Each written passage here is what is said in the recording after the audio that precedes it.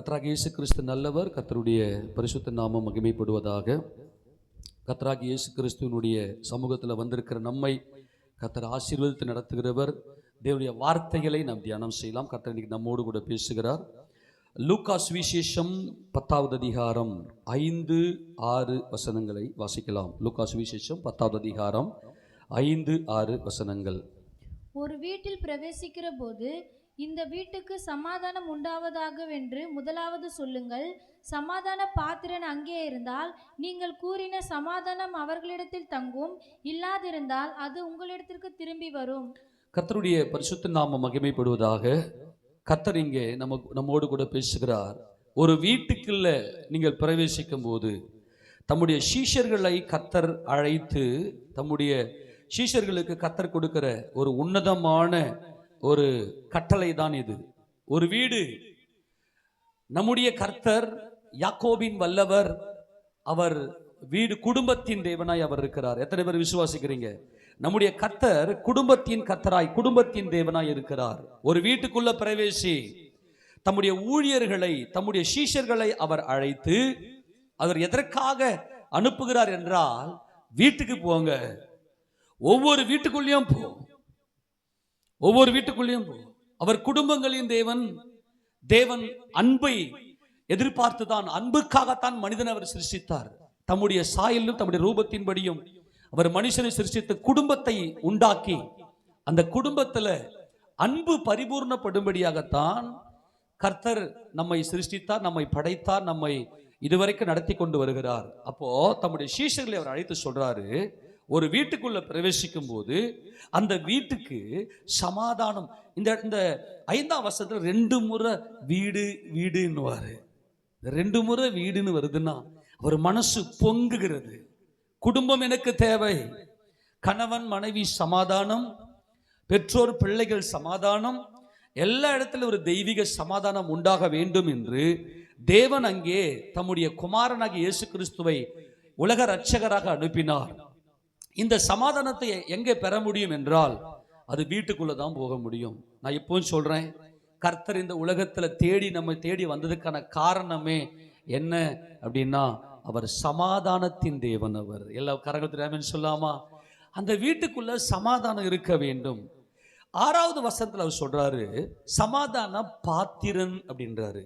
இந்த சமாதான பாத்திரன் அப்படின்னா யாரு? சமாதான பாத்திரம் அங்க இருந்தால் நீங்க கூறின சமாதானம், வாய்க்கு வாய்க்கு அவர் வீடு வீடு சமாதானம் சமாதானம் என்று சொல்லுகிறார். அன்பானவர்களே, சமாதானத்தை குறித்து நிறைய பேசலாம். ஷாலோம், ஷாலோம் என்பது சமாதானம்.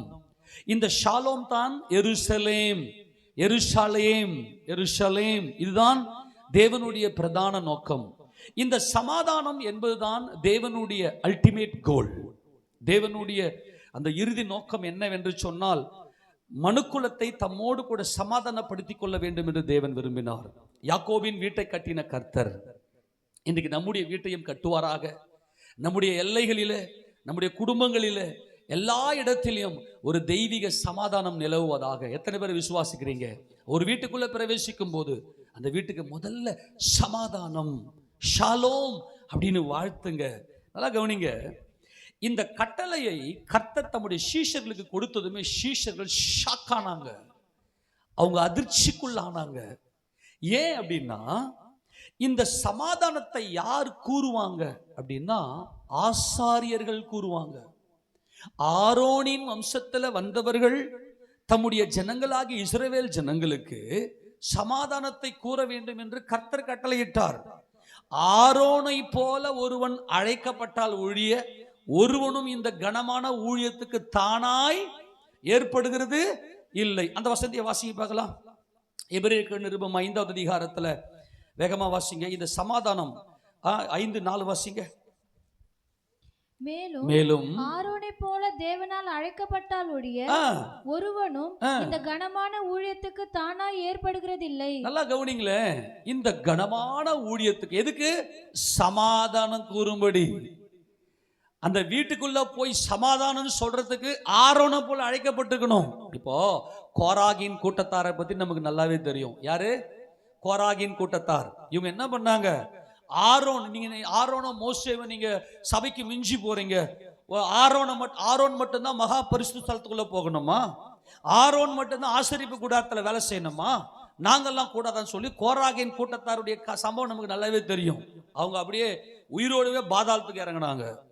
இதெல்லாம் நமக்கு நல்லா தெரியும். ஆமேன்னு சொல்லாமா? நல்லா கவனிக்கணும். இப்ப இந்த இடத்துல நீங்க வீட்டுக்குள்ள போங்க, வீட்டுக்குள்ள போயிட்டு சமாதானம் கூறுங்க அப்படின்னு சொன்னதுமே சீஷர்களுக்கெல்லாம் பிரமிப்பு, ஒரு விதத்துல பயம் கூட வந்திருக்கலாம். ஆனா கர்த்தர் சொல்றாருன்றதுனால அவங்க தைரியமா இருந்திருப்பாங்க. ஏன்னா இந்த சமாதானம் கூறுவது யாருடைய வேலை? சொல்லுங்க, யாருடைய வேலை? அது ஆசாரியர்களுடைய வேலை. சரி, நான் என்ன கேட்கிறேன், சமாதானம் தான் தேவனுடைய பிரதான நோக்கம். ஒரு வீட்டுக்குள்ள போனா அந்த வீட்டுக்குள்ள சமாதானம்னு கூறு. அந்த வீட்டுக்குள்ள சமாதான பாத்திரன் இருப்பானே. ஆனால் இப்ப நம்ம இதை ரெண்டுத்தையும் நம்ம டிஃபரெண்ட் பார்த்து நம்ம அறிந்து கொள்ள போகிறோம். தேவன் இன்னைக்கு நமக்கு உதவி செய்வாராக. அந்த குடும்பத்துல இருக்கக்கூடிய குடும்ப தலைவன் தான் குடும்பத்தை கட்டணும். அவன் தான் ஞானம், மனைவி தான் புத்தி. குடும்ப தலைவன் சரியில்லைன்னா எல்லாமே சரியில்லாம தான் இருக்கும். அந்த குடும்ப தலைவனுடைய வாழ்க்கையில ஒரு சமாதானம் இருக்க வேண்டும். சரி, சமாதானம்னா என்ன? பல விதத்தில் நம்ம இதை விளக்கப்படுத்தியிருக்கிறோம். இன்றைக்கு நீங்க எளிமையாய் புரிந்து கொள்ளும்படியாய் சமாதானம் உண்டாவதாக அப்படின்னா என்னன்னா, 37வது சங்கீதத்துல கர்த்தர் அங்கே 9வது வசனமா இருங்க, அந்த வசனத்தை சொல்றேங்க. 37வது சங்கீதம் 11வது வசனம் வாசிங்க. 11. சாந்த குணமுள்ளவர்கள் பூமியை சுதந்தரித்து மிகுந்த சமாதானத்தினால் மனமகிழ்ச்சியாய் இருப்பார்கள். நல்லா கவனிங்க, இங்க கர்த்தருடைய வேதம் சொல்கிறது சாந்த குணமுள்ளவர்கள் எப்படி இருப்பாங்களா? பூமியை சுதந்திரித்துக் கொள்வார்கள். அவர்கள் எதை சுதந்திரித்துக் கொள்வார்கள்? சொல்லுங்க, எதை சுதந்திரித்துக் கொள்வார்கள்? என்றென்றைக்கும் இந்த பூமியிலே நிலைத்திருப்பார்கள். இந்த சாந்த குணமுள்ளவர்கள் பூமியை சுதந்திரித்துக் கொள்வார்கள். மிகுந்த சமாதானத்தினால மனமகிழ்ச்சி. சமாதானம் என்பது நம்முடைய மனதுக்குள் ஏற்படக்கூடிய மகிழ்ச்சி, மனதில் ஏற்படக்கூடிய மகிழ்ச்சி. இப்ப நம்ம எந்த ஒரு காரியத்தை செய்தாலும் அது ஒரு சந்தோஷத்தை கொடுக்கணும். உண்மையா இல்லையா? நம்ம எந்த காரியத்தை செய்தாலும், எந்த காரியத்துக்காக நம்ம பிரயாசப்பட்டாலும் நம்முடைய பிரயாசம் எப்படி இருக்கணும்னா அது ஒரு சந்தோஷத்தை கொடுக்கணும். இந்த சந்தோஷம் இல்லாததுனால தான் இன்னைக்கு அநேகருடைய மனம் உடைகிறது. மனசுக்குள்ள போராட்டம், எந்த பக்கம் திசை திரும்பினாலும் ஏதோ எல்லாத்திலையுமே ஒரு தோல்வி, எனக்குள்ள ஒரு மகிழ்ச்சி இல்லையே அப்படின்ற ஒரு மன கலக்கத்துல இன்னைக்கு அநேகம் பேர் இருக்கிறார்கள். ஆனால் தேவனால மட்டும்தான் நம்முடைய வாழ்க்கையில மனமகிழ்ச்சியை கொடுக்க முடியும். ஆமென் சொல்லாமா? அந்த மனமகிழ்ச்சி எப்படிப்பட்டதுன்னா ஒரு இளைப்பாறுதல், அது சமாதானம், அது பீஸ், அது ஷாலோம். அது யாரால மட்டும்தான் கிடைக்கும்? அது யாரால மட்டும்தான் கிடைக்கும் என்றால் நமது ஆண்டவராகிய இயேசு கிறிஸ்துவால மட்டும்தான் இந்த சமாதானத்தை ஒவ்வொரு மனிதனுக்கும் கொடுக்க முடியும். எல்லா கரையிலும் சொல்லாமா? இந்த மனமகிழ்ச்சி நம்முடைய வாழ்க்கையில நாம செய்கிற ஒவ்வொரு காரியத்திலையும், எந்த காரியத்தை செய்வதற்கு நம்ம கடந்து போனாலும் அந்த காரியத்தை வாய்க்க செய்து நமக்குள்ள ஒரு சந்தோஷத்தை, ஒரு மனமகிழ்ச்சியை நமக்குள்ளே உற்பத்தியா பண்ணுகிற, நமக்குள்ள ஒரு வெற்றியை கொடுக்கிறவர் நமது ஆண்டவராகிய இயேசு கிறிஸ்துவே. ஆக இந்த மனமகிழ்ச்சி என்பது அவ்வளவு மிக முக்கியமானது. இந்த ரட்சிப்பின் சந்தோஷம், இந்த ரட்சிப்பின் சந்தோஷத்துல பரிபூர்ணப்பட்டவங்க மட்டும்தான் தேவனுடைய சமூகத்துல தேவனை முகமுகமாய் தரிசிப்பார்கள். தேவனை எப்படி தரிசிப்பாங்க? முகமுகமாய் தரிசிப்பார்கள். இந்த சமாதானம் அப்படின்னு சொன்னா எல்லா இடத்திலையும் 360 டிகிரி உங்க வாழ்க்கையில எந்த பக்கம் திசை திரும்பினாலும் உங்க வாழ்க்கையில இந்த புலம்பல், முறுமுறுப்பு எதுவுமே இருக்காது. அப்படியே ஒரு புன்முறுவல் இருக்கும். அப்படியே ஒரு புன்முறுவல். யுத்தமே அங்க இருக்காது. சத்துருவே இல்லை. தீமை என்கின்றது என் வாழ்க்கையில இல்லை என்பதில் தான் சமாதானம். நான் மறுபடியும் சொல்லுகிறேன், என் வாழ்க்கையில தீமையினே இல்லை, எல்லாமே நன்மை. எந்த பக்கம் திசை திரும்பினாலும் எனக்கு புலம்புற மாதிரி ஒண்ணுமே இல்லை. இந்த அனுபவத்துக்குள்ள நீங்க வந்திருப்பீங்க அப்படின்னா நீங்கள் தேவனை முகமுகமாய் தரிசிப்பீர்கள். அதுக்கு தான் தேவன் நம்மை இந்த உலகத்துல நம்மை சிருஷ்டித்து நம்மை தம்முடைய குமாரனாகிய இயேசு கிறிஸ்துவின் நாமத்தினாலே நாம் சமாதானம் பெறும்படியாய். எப்படி பிரதர் சாத்தியம்?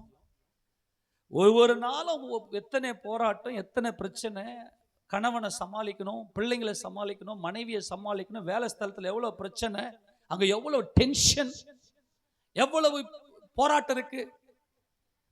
அதெல்லாம் உலகத்தான், அதெல்லாம் துன்மார்க்கன், அதெல்லாம் துன்மார்க்க ஜீவியத்துக்குள்ள இப்படிப்பட்ட போராட்டம் பிரச்சனைன்னு சொல்லலாம். ஒரு மனிதனுக்குள்ள சமாதானம் அப்படின்னா அவன் வாழ்க்கையில பரிபூர்ண நன்மை, நன்மை எந்த பக்கம் திசை திரும்ப மன மகிழ்ச்சி, சந்தோஷம்.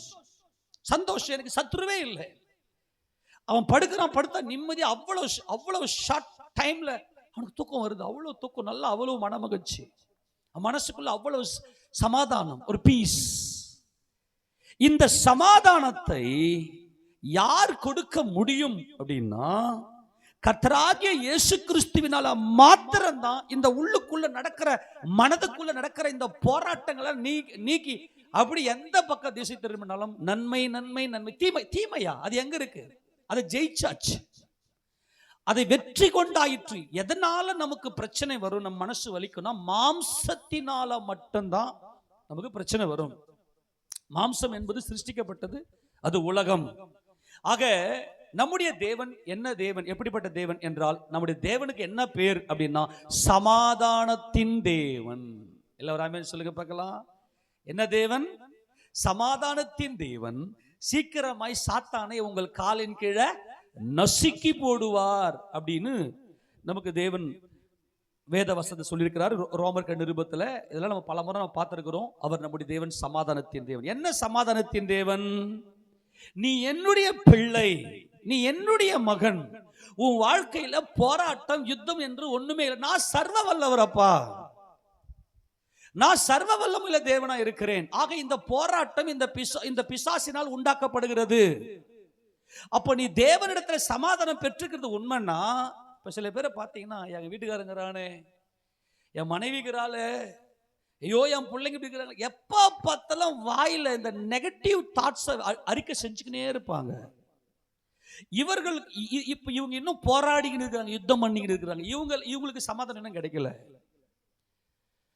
எந்த சூழ்நிலையும், எல்லா சூழ்நிலையும் அந்த பீஸ், அந்த சமாதானம், அந்த ஷாலோம், அந்த ஷாலோம் அவங்களுடைய வாழ்க்கையில நிலைத்திருக்கு. ஏனென்றால் நம்முடைய தேவன் சமாதானம். அந்த வசந்த வாசிங்களேன், ரோமர் நிருபம் 16வது அதிகாரத்துல, சமாதானத்தின் தேவன் சீக்கிரமாய் சாத்தானை உங்கள் காலின் கீழே நசுக்கி போடுவார்.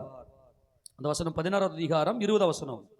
சமாதானத்தின் தேவன் சீக்கிரமாய் சாத்தானை உங்கள் கால்களின் கீழே நசுக்கி போடுவார்.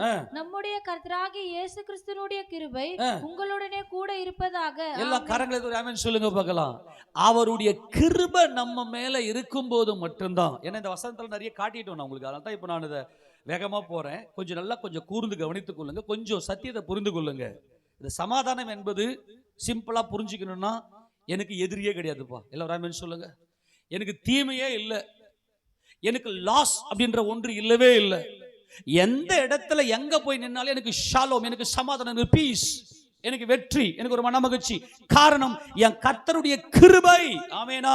என் இயேசு ராஜாவுடைய கிருபை என் மேல் இருக்கிறதுனால நான் இப்ப சமாதானமா இருக்கிறேன். அப்ப பிரச்சனை, போராட்டம், ஏதோ ஒரு ப்ராப்ளம் நீ உன்னுடைய பார்வையில இது பிரச்சனையா நீ பாக்குற அப்படின்னா, இந்த உலகத்தின் அதிபதி எங்கேயோ உன்னை கட்டி வச்சிருக்கிறான், உன்னை சிறைப்படுத்தி இருக்கிறான். அதை தான் இங்க சொல்றார், சமாதானத்தின் தேவன் சீக்கிரமாய் சாத்தானை உங்கள் காலின் கீழே நசுக்கி போடுவாராக. நசுக்கி போடணும்னாக்கா கர்த்தராகிய இயேசு கிறிஸ்துவின் கிருபை உங்க மேல எப்பொழுதும் பரிபூர்ணமா இருந்தா மட்டும்தான் இது நடக்கும் என்று கர்த்தர் இங்கே சொல்லுகிறார். அன்பானவர்களே, இந்த சமாதானம் என்று சொன்னதும், நீ போயிட்டு எந்த வீட்டுக்குள்ள பிரவேசிக்கிறியோ அந்த வீடு சமாதானமா இருக்கணும். பிரச்சனைன்னு அறிக்கை செய்யக்கூடாது. நமது ஆண்டவராக இயேசு கிறிஸ்து சீக்கிரமாய் வெளிப்பட போகிறார். சீக்கிரமாய் சாத்தானை காலின் கீழே நசுக்கி போட்டு, நல்லா கவனிங்க, யார் காலின் கீழே நசுக்கி போட போறாரு? உன் காலின் கீழே பிசாசை நசுக்கி போட போறாரு. அப்படின்னா ஏசப்பாவுடைய வருகை ரொம்ப சமீபம். இன்னைக்கு நடக்கிற இந்த யுத்தங்கள், இனி நடக்கிற இந்த பிரச்சனையை பார்க்கும்போது கர்த்தருடைய வருகை சமீபம் என்பதை காண்பித்துக் கொண்டிருக்கிறது. அப்போ அவருடைய வருகையில் எடுத்துக்கொள்ளப்பட்டு பிதாவாகிய தேவனை முகமுகமாய் தரிசிக்க வேண்டுமேயானால், இந்த முகமுகம் என்பதுல நமக்கு சமாதானம் வேணும்னா, எந்த வீட்டுக்குள்ளே நீங்க பிரச்சனையை அறிக்கை செய்யாம இருக்கிறீங்க, எந்த வீட்டுக்குள்ள பிரச்சனை இல்லாம இருக்கிறது, எந்த பக்க திசை திரும்பினாலும் ஷாலோம் சமாதானம் அது இருக்குதா? முடியுமா? இன்னைக்கு ஒரு மனுஷனால என்னங்க பிரதர், நாங்களும் பாடுள்ள மனுஷன் தானே. எலியா என்பவன் நம்மை போல பாடுள்ள மனுஷன். எவ்வளவு பாடு! எலியா பழைய ஏற்பட்ட காலையா, அவர் நியாயப்பிரமாணத்துக்கு உட்பட்டவர். நான் கிருபையின் பிரமாணத்துக்கு உட்பட்டிருக்கிறேன். ஆமென் சொல்லுங்க. நான் கிருபையின் பிரமாணத்துக்கு உட்பட்டிருக்கிறேன். நான் சமாதானமா இருக்க வேண்டும். இந்த புலம்பல் வெறுமை வாழ்க்கையை வெறுத்து போயிட்டு எப்ப பார்த்தாலும் ஒரு பிரச்சனை, அதுக்காக என் தேவன் என்னை அழைக்கவில்லை. இந்த சமாதானம் என்பது பூர்ணமாக்கப்பட்டவர்கள். இந்த சமாதானத்தை கொடுக்கிறதுக்கு தான் கிறிஸ்து வெளிப்பட்டார். இந்த சமாதானம் எப்படி கிடைக்கும் அப்படின்னா, நமது கர்த்தராகிய இயேசு கிறிஸ்துவுடைய கிருபையினாலே, கிருபையினாலே, கிருபையினாலே, கிருபையினாலே, கிருபையினாலே, கிருபையினாலே. இப்போ இஸ்ரவேல் ஜனங்களுக்கு கர்த்தரிங்க இப்போ பிரதான ஆசாரியனாகிய ஆரோன் ஆண்டவர் கட்டளை கொடுத்தார். இந்த பாரு, நான் என் தேவன் மனுஷர்கள் மத்தியிலே வாசம் பண்ண வேண்டும் என்று சித்தம் கொண்டார். மனுஷனை சிருஷ்டித்திருக்கிறார். இந்த மனுஷனுடைய பரிபூர்ண சமாதானம் நானே பரிபூர்ண சமாதானம். கர்த்தர் நமது ஆண்டவராக இயேசு கிறிஸ்து அப்படின்னாவே சமாதான கர்த்தர். வருமளவும் சமாதான கர்த்தர் வருகிறார். ஆதியாகமம் 49:9 வசனத்தை வாசிக்க பார்க்கலாம். அதுல சமாதான கர்த்தர் வருமளவும் என்று அங்கே வாழ்த்துவதை நாம் பார்க்கிறோம். யூதாவை குறித்து சொல்லும் போது யாக்கோபு, யூதா பாலசிங்கம், நீ இறை கவர்ந்து இல்ல 10 வசனத்தை வாசிக்க 2 மணி நேரம் இல்ல. சமாதான கர்த்தர் வருமளவும், சமாதான கர்த்தர் வருமளவும். நல்லா கவனிங்க, சமாதான கர்த்தர் வருகிறார். சமாதான கர்த்தர் அப்படின்னாவே என்ன அர்த்தம்னா, பூமிக்கு வருகிறார். நம்மை மனமகிழ்ச்சியோடு கூட நம்முடைய குடும்பங்களை பூரணப்படுத்துவதற்காக சமாதான கர்த்தர் வருகிறார். சமாதான கர்த்தர் அப்படின்னாவே பூமிக்கு வருகிறார். கர்த்தர் அப்படின்னாவே பூமிக்கு வருகிறார். சமாதான கர்த்தர் இயேசு கிறிஸ்துவால மட்டுமே, அவருடைய கிருபை மட்டுமே ஒரு மனிதனுடைய வாழ்க்கையில பூரண சமாதானத்தை கொடுக்க முடியும். அவர் சமாதான கர்த்தர். அவர்தான் சமாதான கர்த்தர். அவர்தான் சமாதான காரணர். மிக 5:5 வாசிங்க. மிக 5:5 அவர்தான் சமாதான காரணர். வேகமா வாசிக்க பார்க்கலாம்.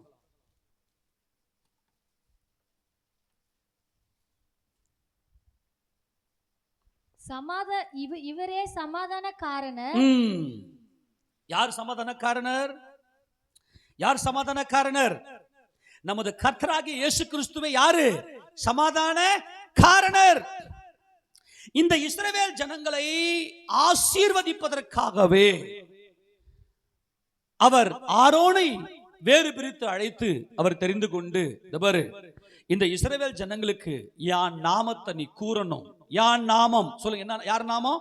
என்னுடைய நாமத்தை நீ கூறணும். அவங்களுக்கு சமாதானத்தை நீ கட்டளையிடணும்.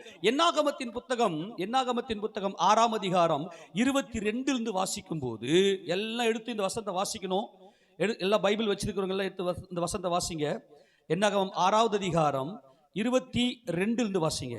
பின்னும் கர்த்தர் மோசேயை நோக்கி, நீ ஆரோனோடும் அவன் குமாரரோடும் சொல்ல வேண்டியது என்னவென்றால், நீங்கள் இஸ்ரவேல் புத்திரரை ஆசீர்வதிக்கும் போது அவர்களை பார்த்து சொல்ல வேண்டியதாவது. நல்லா கவனிக்கணும். நீங்க இஸ்ரவேல் புத்திரர் என்ன பண்ணணும்?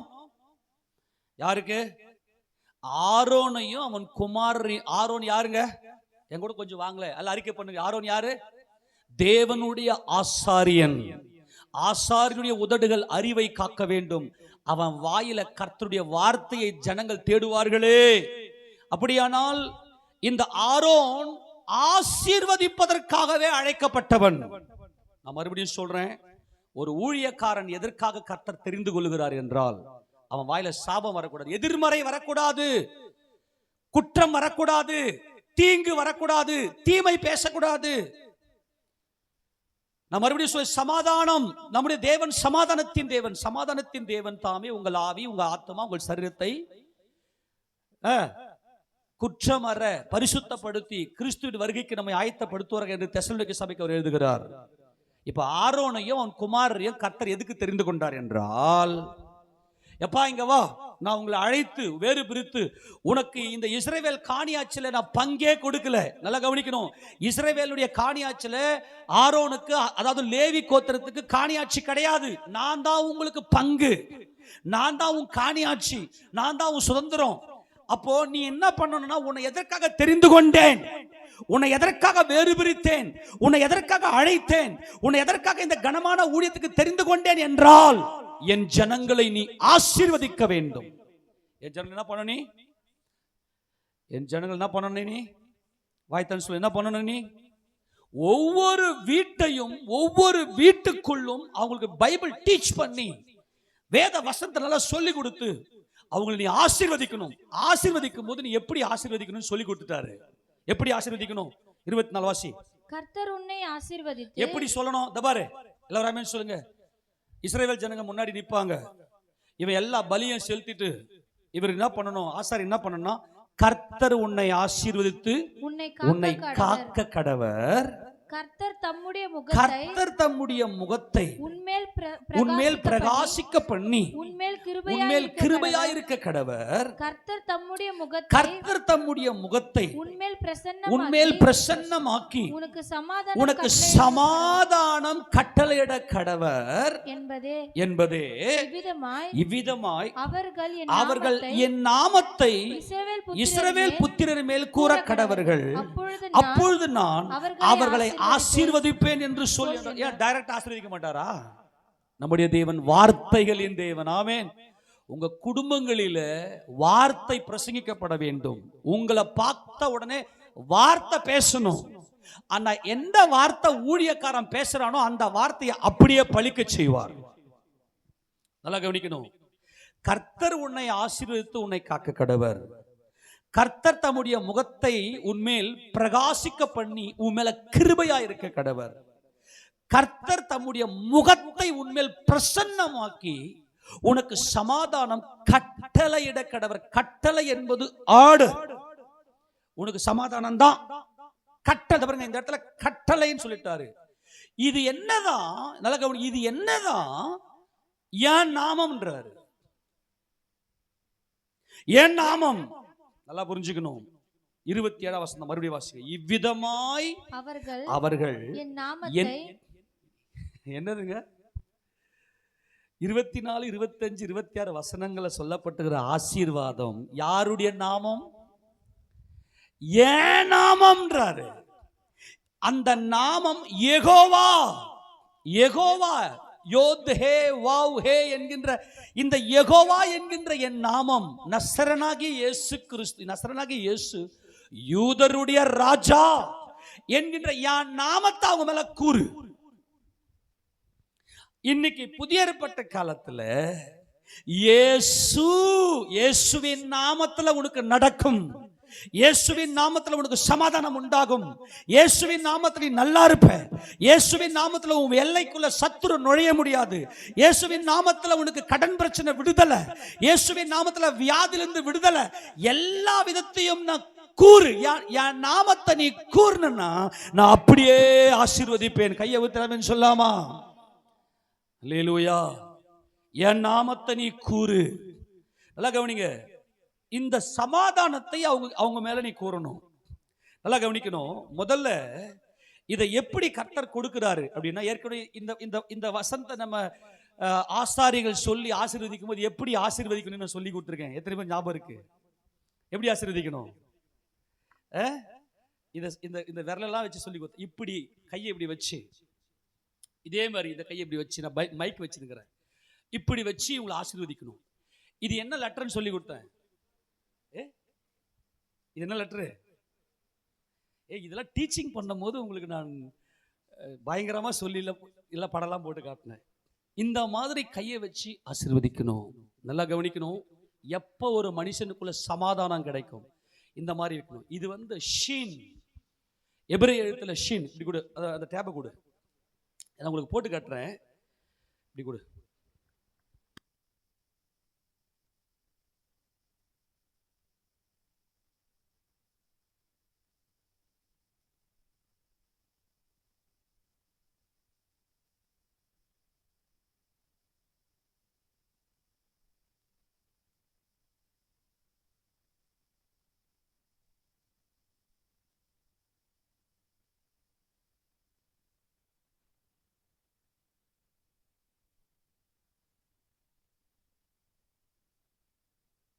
ஷாலோம். ஆமெனா?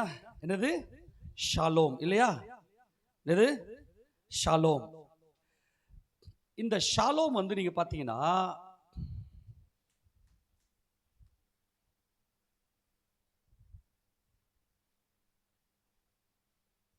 சரி கவனிங்க. இந்த பாருங்க, இந்த ஃபர்ஸ்ட் எழுத்து இருக்கு இல்லையா? ஷின். இந்த ஃபர்ஸ்ட் எழுத்து ஷின்.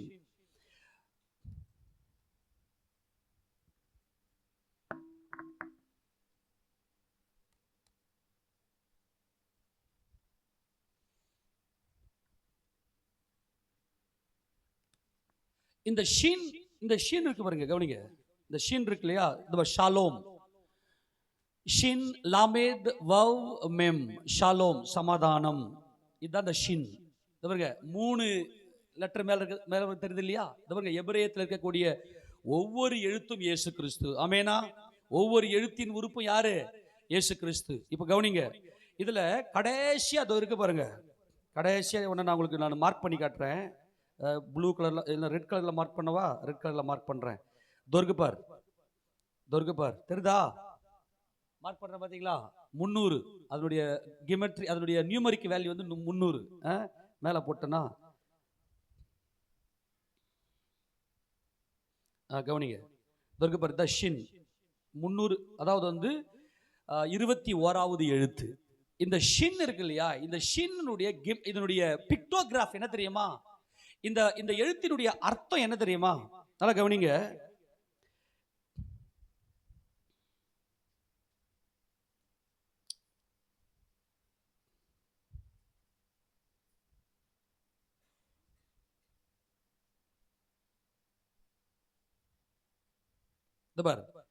இரண்டு பற்களால் தன்னைத்தானே அழித்துக் கொள்வது. நல்லா கவனிங்க. எந்த பற்களால்? இரண்டு பற்களால். பாருங்க, ரெண்டு தன்னைத்தானே அழிக்கிற அந்த ஒரு சம்பவத்தை குறிப்பதுதான் இந்த ஷீன். நல்லா கவனிங்க. இந்த ஷீன் என்ன பண்ணுது பாருங்க. இந்த கையை பாக்குறீங்களா? இந்த கை இருக்கா? அப்படி நீங்க இப்படி பிரிச்சு பாத்துங்க. இந்த கட்டை விரல் தனியே, ஆள்காட்டி விரலும் நடு விரலும் தனியே, அப்புறம் மோதிர விரலும் சுண்டு விரலும் தனியே. இந்த மாதிரி 3 இருக்கா? இப்படி வச்சு 2 கையை வச்சு 2 கையிலையும் இதே மாதிரி வச்சு அவங்க என்ன சொல்லணும்? கர்த்தர் உன்னை ஆசீர்வதித்து உன்னை காக்க கடவர். கர்த்தர் தம்முடைய முகத்தை உன்மேல் பிரகாசிக்க பண்ணி உன்மேல் கிருபையா இருக்க கடவர். கர்த்தர் தம்முடைய முகத்தை உன்மேல் பிரசன்னமாக்கி உனக்கு சமாதானம் கட்டளை கடவர்னு சொல்லணும். ஆமென் சொல்லுங்க பார்க்கலாம். இது யாருடைய நாமம்? இந்த ஆசீர்வாதம் சொல்றது யாருடைய நாமமா? இயேசு கிறிஸ்துவுடைய என் நாமம் அப்படின்றார் இல்லையா? அவர் நாமம் என்னதுன்னா, தம்மை தாமே அழித்தார் நீ சமாதானமா இருக்கிறதுக்கு. கையை தட்டி மகிமை செலுத்துங்க பார்க்கலாம். தம்மை தாமே அழித்தார், நீ சமாதானமா இருக்க வேண்டும் என்பதற்காக, நீ மனமகிழ்ச்சியா இருக்க வேண்டும் என்பதற்காக. உனக்கு வியாதி இருக்க கூடாது. நீங்க கவனிங்க, கவனிங்க. இந்த ஆசீர்வாதத்தை நீங்கள் பெற்று கவனி. அடுத்த பாருங்க. இந்த பாருங்க, இந்த இந்த இந்த இந்த பிக்சரை பாருங்க. இந்த பிக்சர் தெரியுதா? இந்த 2 கையை வச்சு என்ன பண்ணணும்னாக்கா, இவங்க ஆசீர்வதிக்க வேண்டும் ஜனங்களை. என் நாமத்தை ஒரு ஆசாரியத்தை வச்சு ஆசீர்வதிப்பாங்க. இஸ்ரவேல் ஜனங்களை ஆசீர்வதிக்கும் போது இந்த priest blessing ஆசாரியனுடைய இந்த ஆசீர்வாதம் வரும்போது இந்த மாதிரி தான் கையை வச்சு இஸ்ரவேல் ஜனங்களை ஆசீர்வதி. இயேசுவின் நாமம், தம்மை தாமே ஒப்பு கொடுத்தவர், தம்மை தாமே அழிக்க ஒப்பு கொடுத்தவர், தம்முடைய மாம்சத்தை அழிக்க ஒப்பு கொடுத்தவர், உலகத்தின் அதிபதியாக பிசாசானவனை தம்முடைய மரணத்தினாலே நசுக்கினவர், அவனை அழித்தவர், மரணத்துக்கு அதிகாரிக பிசாசானவனை தம்முடைய மரணத்தில் அழித்தவர். என் நாமத்தை கூறு, அப்படியே நான் அவரை ஆசீர்வதிப்பேன். இயேசு கிறிஸ்துவை தங்கள் சொந்த இரட்சகராக ஏற்றுக்கொண்டவர்கள் எப்படி இருக்கணும்? சமாதானமா இருக்கணும். எல்லாம் சொல்லுங்க, எப்படி இருக்கணும்? சமாதானமாக இருக்க வேண்டும். இப்படிதான். நல்லா கவனிங்க. இப்போ இதுல 3 ஷின் இருக்கு. வலது கை ஒரு ஷின், இடது கை ஒரு ஷின், 2 சேர்த்து வச்சு ஒரு ஷின். தெரியுதா? அது இங்க ஒரு ஷின் வருது பாருங்க. இங்க வந்து இங்க ஒண்ணு. ஆக 3 ஷின் வருது. அதான் இந்த 3. கர்த்தர் உன்னை ஆசீர்வதித்து உன்னை காக்க கடவர் ஒரு ஷின். இப்ப சென்ட்ரா இருக்கிறது வந்து கிருபை. கர்த்தர் தம்முடைய முகத்தை உன்மேல் பிரகாசிக்க பண்ணி உன்மேல் கிருபையா இருக்க கடவர் என்பது ஒரு ஷின். அப்புறம் இந்த பக்கம் இருக்கிறது, கர்த்தர் தம்முடைய முகத்தை உன்மேல் பிரசன்னமாக்கி உனக்கு சமாதானம் கட்டளிட கடவர் என்பது இன்னொரு ஷின். இந்த 3 ஷின்னைய வச்சு ஜனங்களை ஆசீர்வதிக்கணும். அந்த குடும்பத்துல அந்த சமாதான பாத்திரன் இருப்பானே, ஆனால் அந்த குடும்பத்துல சமாதானம் இருக்கும், தீமையே இல்லை. சமாதானம் என்னங்க? முழு மன சந்தோஷம், மனமகிழ்ச்சி. மனமகிழ்ச்சி என்றால் அங்க எந்த ஒரு சில பேரை பார்த்தீங்கன்னா எப்ப பார்த்தாலும் எதனா ஒன்று புலம்புவாங்க, பார்த்துருக்கீங்களா? அவங்க இன்னும் போராட்டத்தில் இருக்கிறாங்க. நான் இப்ப என்ன சொல்ல வரேன் தெரியுமா?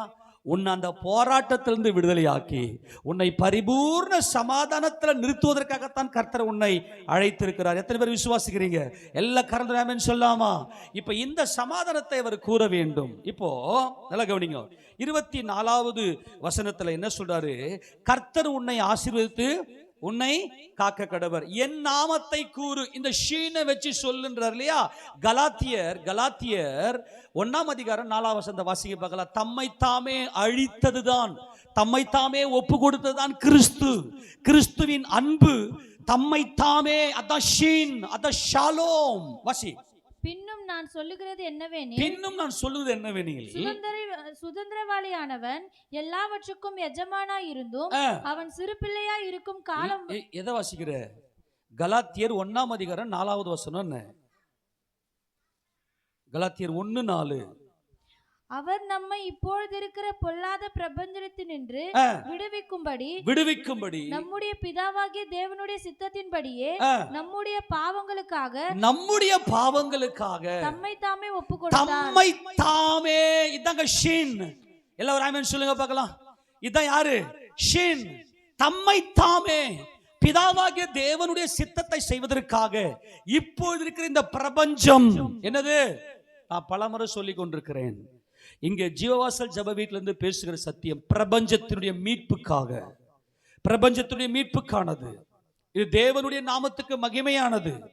அப்ப கர்த்தராகிய இயேசு கிறிஸ்து தம்மை தாமே அவர் அழிக்க, அவர் மரணத்துக்கு அதிகாரியாக பிசாசானவனை தம்முடைய மரணத்தினாலே அழிப்பதற்காக அவர் தம்மை தாமே ஒப்பு கொடுத்தவர் மனிதனானார். ஆக நான் சமாதானமாய் எல்லா சூழ்நிலையும் நான் சந்தோஷமா இருப்பதற்காகத்தான் என் கர்த்தர் சிலுவையில தம்முடைய மாம்சத்தை அழித்தார். இன்னைக்கு நான் மாம்சத்துல போராட்டத்தோடு இருக்க வேண்டிய அவசியம் இல்ல. எல்லாரும் சொல்லாமா? பிசாச அங்க சிலுவையில் என்ன பண்ணிட்டாருங்க? அழிச்சிட்டாரு. ஆக சமாதானத்தின் தேவன் சீக்கிரமாய் சாத்தானை உங்கள் காலின் கீழே நசுக்கி போடுவார் என்றால் இயேசு கிறிஸ்து சிலுவையில் அவன் தலையை நசுக்கி விட்டார். இன்னைக்கு இயேசு கிறிஸ்துவை தன் சொந்த இரட்சகராக ஏற்றுக்கொண்ட அத்தனை பேருடைய வாழ்க்கையில சமாதானம், தீமையே கிடையாது. அதான் சமாதானம். புலம்பலே கிடையாது, வியாதி கிடையாது. இதை கொடுப்பதற்குத்தான் தேவன் நம்மை அழைத்திருக்கிறார். இதை கொடுப்பதற்காகத்தான் கர்த்தர் நம்மை அழைத்திருக்கிறார். அந்த வசனத்தை வாசிங்க. எபிரேயர் நிருபம் 2வது அதிகாரத்துல அந்த வசனத்தை மறுபடியும் எடுத்து வாசிங்க வேகமா. எபிரேயர் 2வது அதிகாரம் 14வது வசனத்தை வாசிங்க. ஆதலால் பிள்ளைகள் மாம்சத்தையும் இரத்தத்தையும் உடையவர்களாய் இருக்க அவரும் அவர்களைப் போல மாம்சத்தையும் இரத்தத்தையும் உடையவர் மாம்சத்தை இரத்தத்தை உடையவர் ஆனார். எதுக்கு? தம்மை தாமே அழித்தார். எதுக்காக? சமாதானத்துக்காக. கையை உயர்த்தி ஆமென் சொல்லாமா? இயேசு கிறிஸ்து ஏன் மாம்சத்தை இரத்தத்தை உடையவர் ஆனார்? குடும்ப சமாதானத்துக்காக. அன்பான தேவஜனமே, நல்லா புரிந்து கொள்ளுங்க. இந்த ஷாலோம், இந்த ஷாலோம் என்பது, இந்த சமாதானம் என்பது தேவன் நம்முடைய வாழ்க்கையில கொடுப்பதற்காகத்தான் இயேசு கிறிஸ்து தம்மை தாமே அழித்தார். அப்ப ஊழியக்காரனுக்கு என்ன தெரியுமா சொல்றாரு? நீ போய் என் நாமத்தை கூறு. என் நாமம் என்றால் என் பிள்ளைகள், என் பிள்ளைகள், என் பிள்ளைகள். அவர்கள் மாம்சத்தோடு ரத்தத்தோடு இருக்கிறார்கள். இந்த மாம்சத்தோடு ரத்தத்தோடு இருந்தா வேதனை, வலிகள், துன்பம், பிரச்சனை, கண்ணீர், இதிலிருந்து ஒரு பரிபூர்ண சமாதானத்தை கொடுப்பதற்காகத்தான் நான் மாம்சத்தையும் ரத்தத்தையும் உடையவர் ஆனேன். கர்த்தராகிய இயேசு கிறிஸ்து எனக்காக மாம்சமானார் என்று விசுவாசிக்கிற எல்லாருடைய வாழ்க்கையிலுமே சமாதானம் கிடைத்து விடும். தம்மை தாமே அழித்தார். வாசிக்க தொடர்ந்து. மரணத்துக்கு அதிகாரியாகிய பிசாசானவனை தம்முடைய மரணத்தினால் அழித்தார். எல்லா கையை தட்டி மகிமை செலுத்தலாமா? தம்முடைய மரணத்துக்கு அதிகாரியாக பிசாசானவனை தம்முடைய மரணத்தினாலே என்ன பண்ணிட்டாராம்? அழித்தாராம். சிலுவையில இயேசு கிறிஸ்து தம்முடைய மாம்சத்தை என்ன பண்ணாருங்க? அழிச்சார். மாம்சத்தினால ஏற்படக்கூடிய எல்லா போராட்டங்கள், வலிகள், கண்ணீர், கவலை, பிரச்சனை எல்லாவற்றையும் சிலுவையில கிறிஸ்து இயேசு அழித்தார். அவர் மாம்சத்தின் இரத்தத்தை உடையவர் ஆனார். எதற்காக என்றால் தேவனுக்கு முன்பதாக நம்மை சமாதானமாய் கொண்டு போய் நிறுத்துவதற்காக. ஒரு வீட்டுக்குள்ள பிரவேசிக்கும் போது கர்த்தர் இந்த ஊழியத்தை அழைத்த நோக்கமே வீடு, வீடு, குடும்பம், குடும்பம். அவர் குடும்பத்தின் தேவன். அந்த குடும்பத்துல சமாதானம் இருக்கணும், எப்போதுமே சந்தோஷம் இருக்கணும். அந்த குடும்பத்துல யார் எந்த பிரச்சனை இருந்தாலும், அதுதான் நான் சொல்றேன், எப்பவுமே செல்லு சுவிட்ச் ஆஃப்லாம் பண்ண மாட்டேன். நைட்ல நீங்க எத்தனை மணிக்கு உங்க பிரச்சனைன்னு நீங்க கால் பண்ணாலும் அல்லது என்ன பிரச்சனைன்னு சொன்னாலும் வந்து அந்த இடத்துல ஆண்டவரே சமாதானத்தை தாரும். அது யார் கையில் இருக்குன்னா உங்க கையில் தான் இருக்கு. இந்த சமாதானத்தை பூர்ணமாய் பெற்றுக்கொள்ளக்கூடியது அது உங்க கையில் இருக்கு. அதுக்கு என்ன செய்யணும்னா, கர்த்தராகிய இயேசு கிறிஸ்து ஏன் எப்படி தம்மை அழித்தார் என்று ஆராய்ச்சி பண்ணுவீங்க பாருங்க. நீங்க அப்படிப்பட்டதான ஆராய்ச்சியில தான் உங்க வாழ்க்கையில பரிபூர்ணமான சமாதானம் கிடைக்கும். ஆக கர்த்தராகிய தேவன் ஆவியா இருக்கிறார். மாம்சத்தோடும் இரத்தத்தோடும் மனிதனை சிருஷ்டித்தார். மனிதன் மீறுதல் செய்து பாவம் செய்து விட்டு அவன் தேவ அன்பை விட்டு வெளியே வந்து விட்டான். அவன் தேவ அன்பை விட்டு வெளியே வந்து விட்டதுனால அவன் வாழ்க்கையில போராட்டம், கண்ணீர், வியாதி, பிரச்சனை இவைகளோடு அவன் அழுது கொண்டிருக்கிறான். ஆனால் இயேசு கிறிஸ்து எனக்காக அவர் சிலுவையில யாவையும் செய்து முடித்தார். நான் இன்னைக்கு கஷ்டத்தோட, வேதனையோட, கண்ணீரோட இருக்க தேவை இல்லை என்பதை எவன் ஒருத்தன் விசுவாசிக்கிறானோ அவன் தான் சமாதான பாத்திரன். எனக்காக என் கர்த்தர் அழிந்தார், மாம்சத்தை அழித்தார். ஆமென் சொல்லுங்க பார்க்கலாம். பிசாசினுடைய அந்த கிரியைகளை அழித்தார். அவர் மாம்சத்துல வெளிப்பட்டு மாம்சத்தை சிலுவையில ஜெயித்து முடித்தார். இன்னைக்கு இந்த மாம்சத்தினாலே, இந்த மாம்ச வாழ்க்கைக்காக என் மனசை போட்டு உடைக்க தேவையில்லை. என் எல்லை எங்க சமாதானம். இயேசு கிறிஸ்து இன்றைக்கு உங்க வாழ்க்கையில, உங்க வீட்டுல எல்லா இடத்திலும் அவர் சமாதானத்தை கட்டளையிடுகிறார். எல்லாம் கரண்ட் ஆமென் சொல்லாமா? அப்போ என்ன செய்யணும்னா, இந்த சமாதானம் என்பது எப்படி கிடைக்கும்னா, இயேசு கிறிஸ்து தேவன். அவர் உலக தோற்றத்துக்கு முன்பதாகவே எனக்காக அவர் செய்து முடித்தார். உலக தோற்றத்துக்கு முன்பதாகவே அப்படியே உன் நினைவில் வரும். இந்த சமாதானம் என்பது உடன்படிக்கை. உலக தோற்றத்துக்கு முன்பதாகவே அநாதி தேவனே உன் அடைக்கலம். அவருடைய நித்திய புயங்கள் உனக்கு ஆதாரம். நித்திய புயம். கல்வாரி சிலுவையிலே அவர் ஆணி அடிக்கப்பட்டாரே, அது நித்திய புயம். எல்லாரும் சொல்லாமா? என்ன புயம்? நித்திய புயம் என்றால் உலக தோற்றத்துக்கு முன்பதாகவே இயேசு கிறிஸ்து எனக்காக அடிக்கப்பட்டார். எனக்காக சத்துருவை அழித்தார், மாம்சத்தை அழித்தார் என்று யாரெல்லாம் நினைவுல கொண்டு வருகிறார்களோ அவங்க தான் சமாதான பாத்திரன். யார் சமாதான பாத்திரன்? உபாகம புத்தகம் 32வது அதிகாரம் 27வது வசனத்தை வாசிங்களேன். உபாகமம் 32:27. நான் சத்ருவின் இல்ல 30 அநாதி தேவன் 33:27. சாரி 33:27. அநாதி தேவனே உனக்கு அடைக்கலம், அவருடைய நித்திய புயங்கள் உனக்கு ஆதாரம். அவர் உனக்கு முன்னின்று சத்துருக்களை துரத்தி அவர்களை அழித்து போடு என்று. எப்பா கவனிக்கிறீங்களா? எல்லாரும் சொல்லாமா? ஷின் என்றால் என்னதுங்கப்பா? தம்மை தாமே, தம் இரு கூறிய பற்களால் தம்மை தாமே அழிக்கிறதுக்கு பேர் தான் ஷின். அதனுடைய அடையாளம். இயேசு கிறிஸ்து யார் சமாதானத்துக்காக நான் தேவனோடு கூட சமாதானமாய் தேவனை அப்பா என்று கூப்பிடும்படியான அந்த புத்திர சுவிகாரத்தின் ஆவியை நான் பெறும்படியாக யார் சத்துரு எனக்கு முன்னதாக நிற்க கூடாதபடிக்கு, எப்பெல்லாம் நீ புலம்புறியோ, எப்பெல்லாம் நீ கண்ணீர் வடிக்கிறியோ, அது சத்துருவினால் கொண்டு வரப்படுகிறது. எப்போதெல்லாம் நீ நன்மை அனுபவிக்கிறியோ அது உன் ஆண்டவராகிய இயேசு கிறிஸ்து உனக்கு கொடுப்பது. எத்தனை பேர் விசுவாசிக்கிறீங்க? இப்ப கர்த்தர் சொல்றாரு, யார் சமாதான பாத்திரன் தெரியுமா? எதை குறித்த கலங்க மாட்டான், எதை குறித்த கவலைப்பட மாட்டான், அவன் எதை குறித்த பயப்பட மாட்டான். அவன் தான் சமாதான பாத்திரன். நித்திய புயங்கள். கல்வாரி சிலுவையில ஆணிகளினால் அடிக்கப்பட்ட இந்த புயங்கள், கல்வாரி சிலுவையில அவர் தூக்கப்பட்டு என்னை மீட்டெடுத்த இந்த புயங்கள் நித்திய புயங்கள். நான் சிருஷ்டிக்கப்பட்டவன், அவர் நித்தியர். அந்த ஒரு விசுவாசம் ஒரு மனிதனுக்குள்ளே வருமேயானால் அவன் சமாதான பாத்திரன். ஒரு வீட்டுக்குள்ள போய் நீ ஆசீர்வாதம் கூறு. நிறைய பேர் ஊழியக்காரெல்லாம் மதிக்கிறது கிடையாது. எங்க கையில பைபிள் இருக்கு, நாங்க நல்லா நாங்க நாங்க நாங்க பைபிள் டீச்சிங்லாம் நாங்க போயிருக்கிறோம், பைபிள் கிளாஸ்லாம் நாங்க போயிருக்கிறோம், எங்களுக்கு பைபிள்லாம் போதிக்க தேவையில்ல. நல்லா புரிஞ்சுக்கணும், தேவன் ஊழியக்காரனை விசேஷ விதமாய் அவர் பேர் சொல்லி அழைத்து ஒவ்வொரு ஊழியத்தையும் கர்த்தர் நடத்தும்படியாக அவர் அபிஷேகம் பண்ணுகிறார், அவர் சித்தம் கொள்ளுகிறார். ஒரு ஊழியக்காரன் உன் வீட்டுக்குள்ள இப்படிப்பட்ட காரியங்களை ஆசீர்வதிக்க வேண்டும் என்று உங்களுக்கு எவ்வளவு பைபிள் நாலேஜ் இருந்தாலும், கொடுக்கப்பட்ட சபைக்கு ஒரு ஊழியக்காரனுக்கு அடங்கி இருக்கும் போதுதான், அந்த ஆசீர்வாதத்தை கூறும்போது தான் உங்க வாழ்க்கையில் அது அப்படியே பலிக்கும். இதை நல்லா புரிந்து கொள்ளுங்க. உங்களை ஏற்றுக்கொள்ளுகிறவன் என்னை ஏற்றுக்கொள்ளுகிறான், என்னை ஏற்றுக்கொள்ளுகிறவன் என்னை அனுப்பினவரை ஏற்றுக்கொள்ளுகிறான் என்று கர்த்தர் சொல்லுகிறார்.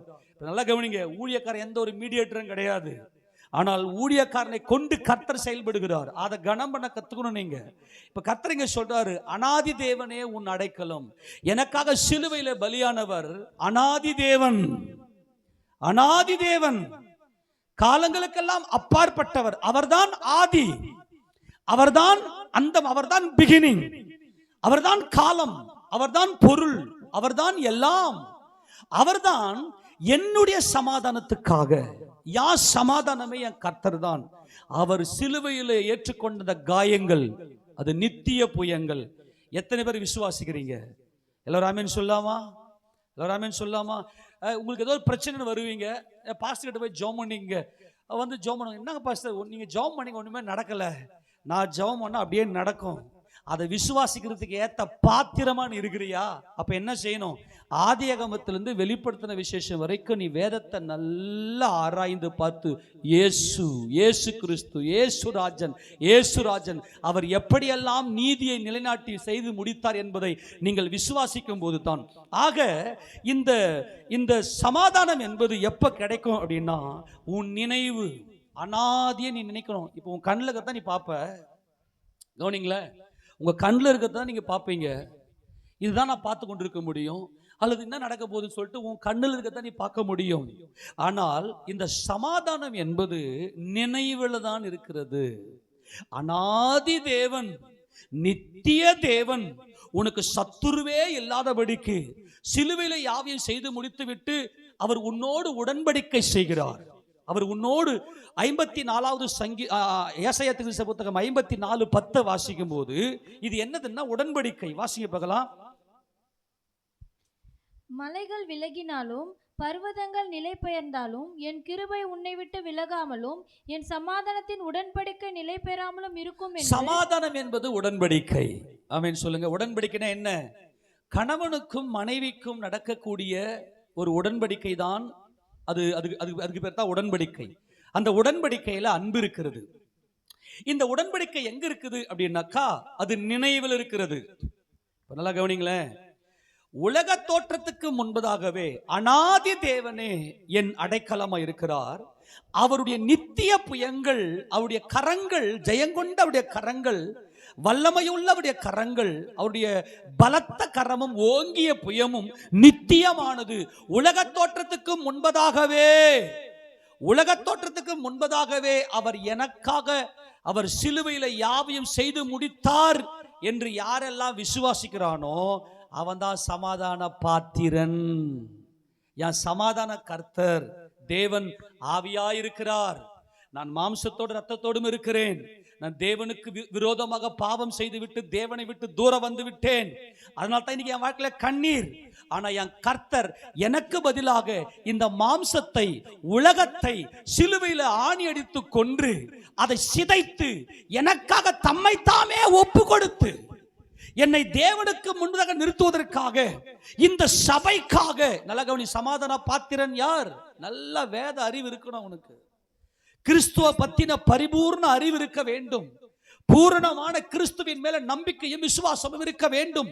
அவன் தான் இந்த சமாதான பாத்திரன். யாரு? முழுக்க கிறிஸ்துவ பத்தின நித்திய வெளிச்சம். உன் நினைவுல கர்த்தர் நித்தியர், இயேசு கிறிஸ்து அனாதி தேவன், அவருடைய நித்திய புயங்கள் ஆதாரம் என்பதை உன் நினைவுல கொண்டு வருவது. அதான் சமாதான உடன்படிக்கை. அவன் தான் உடன்படிக்கைக்குள்ளே வருகிறான். சமாதானம் என்பது உடன்படிக்கை.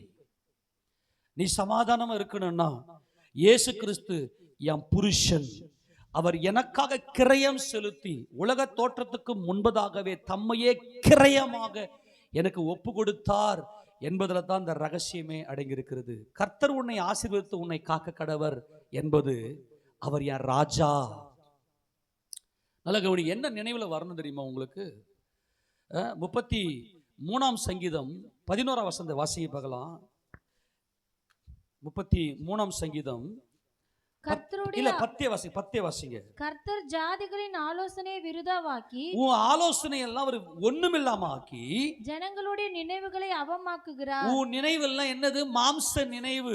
நல்லா கவனிங்க, உன் கண்ணுக்கு முன்னாடி இருக்கிறது தான் இப்ப சினிமாவை நினைச்சுன்னு உட்காந்துருப்ப. சினிமா பாட்டு உன் நினைவுல ஓடும். அப்போ இன்னும் தேவையில்லாத உலக காரியங்களை உன் நினைவுல ஓடும்.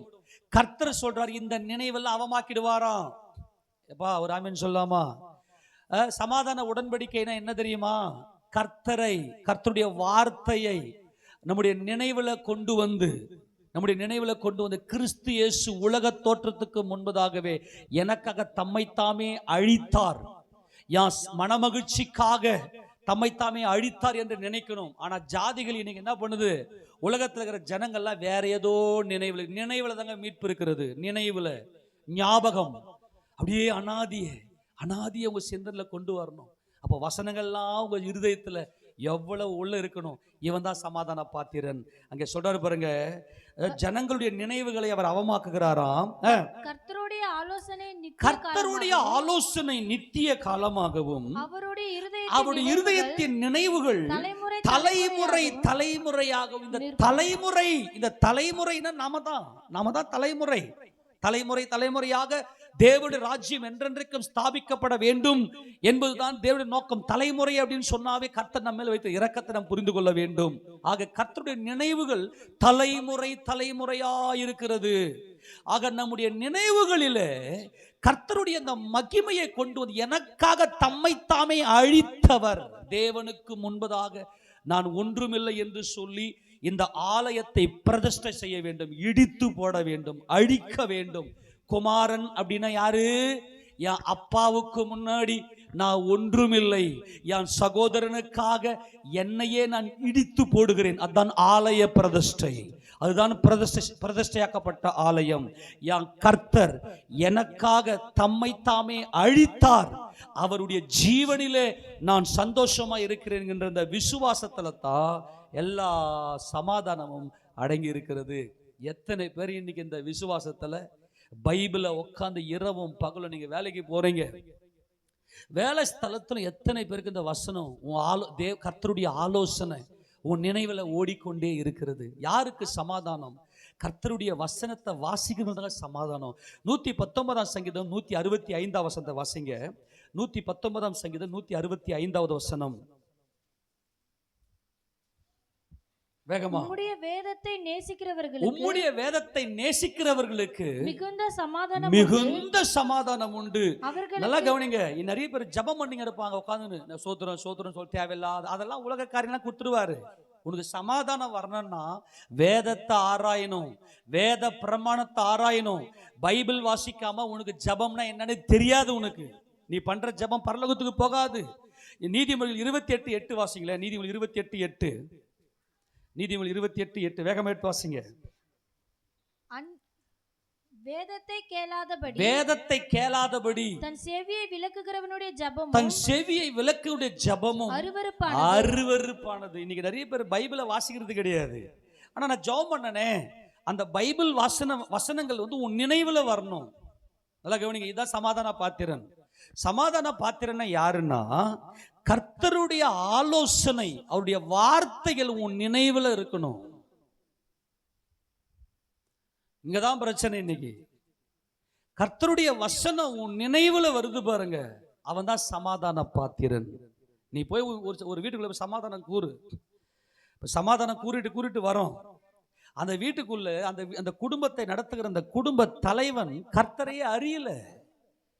ஏதோ நான் வந்து உட்கார்றேன், உன் நினைவுல இந்த சமாதானத்தின் உடன்படிக்கை கர்த்தர் எனக்காக உலக தோற்றத்துக்கு முன்பதாகவே தம்மைத்தாமே அழித்தார் என்ற நினைவுதான் இந்த வேதத்தினுடைய பூரணம். அப்படிப்பட்டவனுக்கு தான் அந்த சமாதான பாத்திரனுக்குத்தான் அந்த ஊழியக்காரன் கூறின சமாதானம் அவருடைய வாழ்க்கையில் நிலைத்திருக்கும். கர்த்தர் உன்னை ஆசீர்வதித்து உன்னை காக்க கடவர் என்பது என் கர்த்தர் ராஜாவா இருக்கிறார்.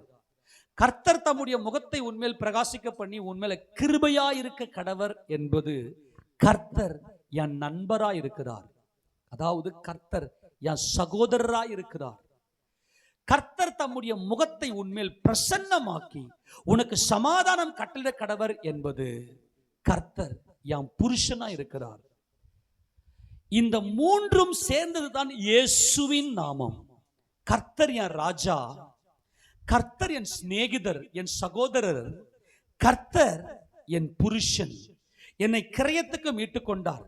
அவருடைய முகம், அவருடைய முக பிரகாசம், இதுதான் முகமுகம். பிதாவாகிய தேவனை நாம் முகமுகமாய் தரிசிக்க வேண்டுமே ஆனால் கர்த்தருடைய இந்த நாமத்தை நாம் நம்முடைய தலையின் மேல அதை சுமர பண்ணுகிறார். அப்ப இவர் என்ன செய்றார் என்றால், யோவான் சுவிசேஷ புத்தகம் 17ஆம் அதிகாரத்துல, ஆண்டவரே நான் இவர்களுக்கு ராஜாவாக இருந்தேன். ஒரு ராஜா என்ன செய்வார் என்றால் தம்முடைய ஜனங்களை பாதுகாத்து பராமரித்து அவர்களை ஆசீர்வதிக்க வேண்டும். 17ஆம் அதிகாரத்துல ஆண்டவரே நான் இவர்களை காத்துக்கொண்டேன் என்று சொல்லுவார். 11ஆவது வசனத்துல வாசிங்க பார்க்கலாம். நான் இனி உலகத்தில் இரேன், இவர்கள் உலகத்தில் இருக்கிறார்கள். நான் உம்மிடத்திற்கு வருகிறேன்.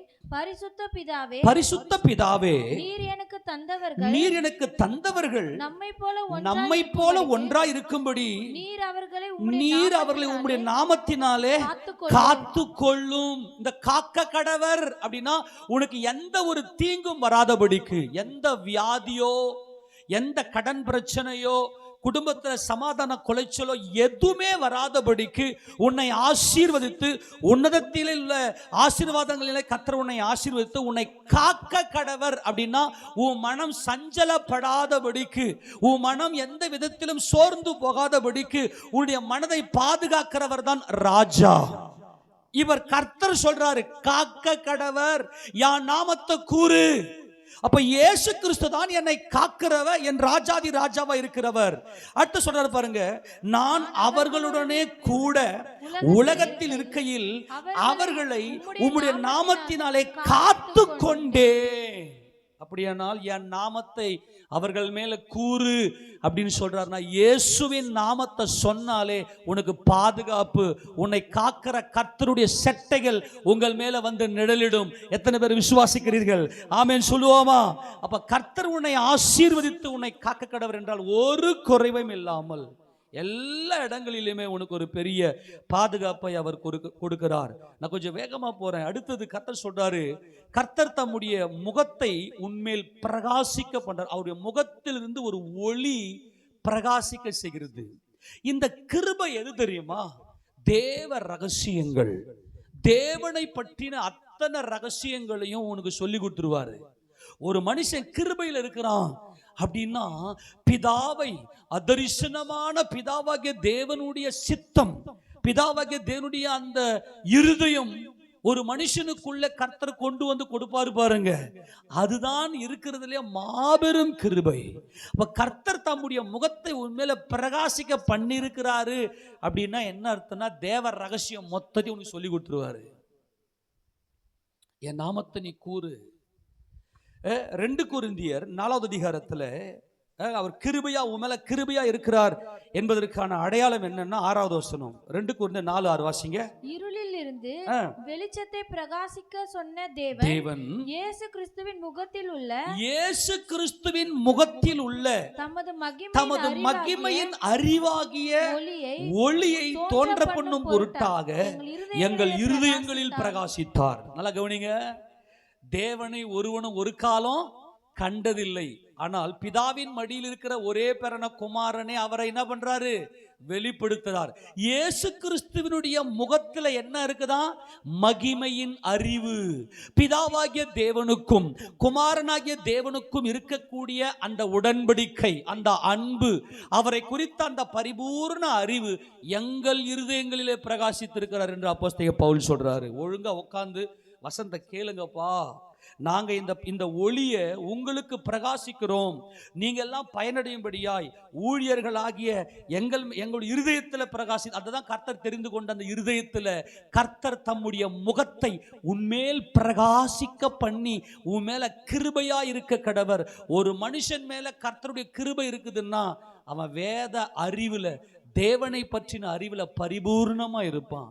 வேத ரகசியங்களை கர்த்தர் சொல்லி கொடுப்பார். இது கர்த்தராகிய இயேசு கிறிஸ்துவால மட்டுமே கிடைக்கும். என்னை ஆசீர்வதித்து என்னை பாதுகாத்து பராமரிப்பது கர்த்தருடைய கிருபை. அவருடைய ராஜா, அவர் என் ராஜாவாக இருக்கிறார் என்பதில் தான் அந்த ஆசீர்வாதம் அடங்கியிருக்கிறது.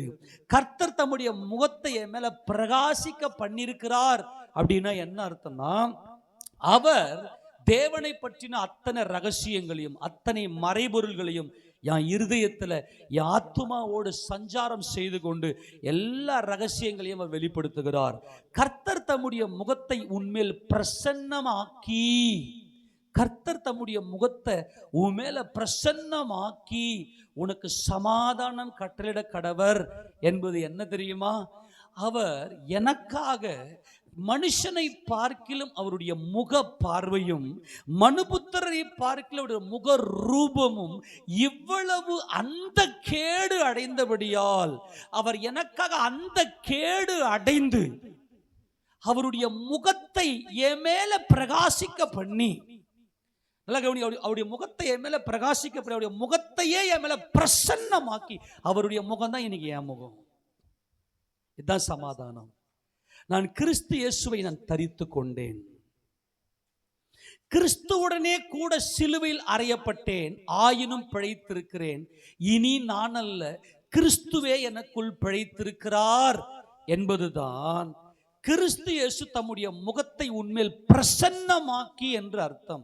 கிறிஸ்து இயேசுவை இப்பொழுது நான் தரித்து கொண்டிருக்கிறேன், அதுதான் சமாதானம்.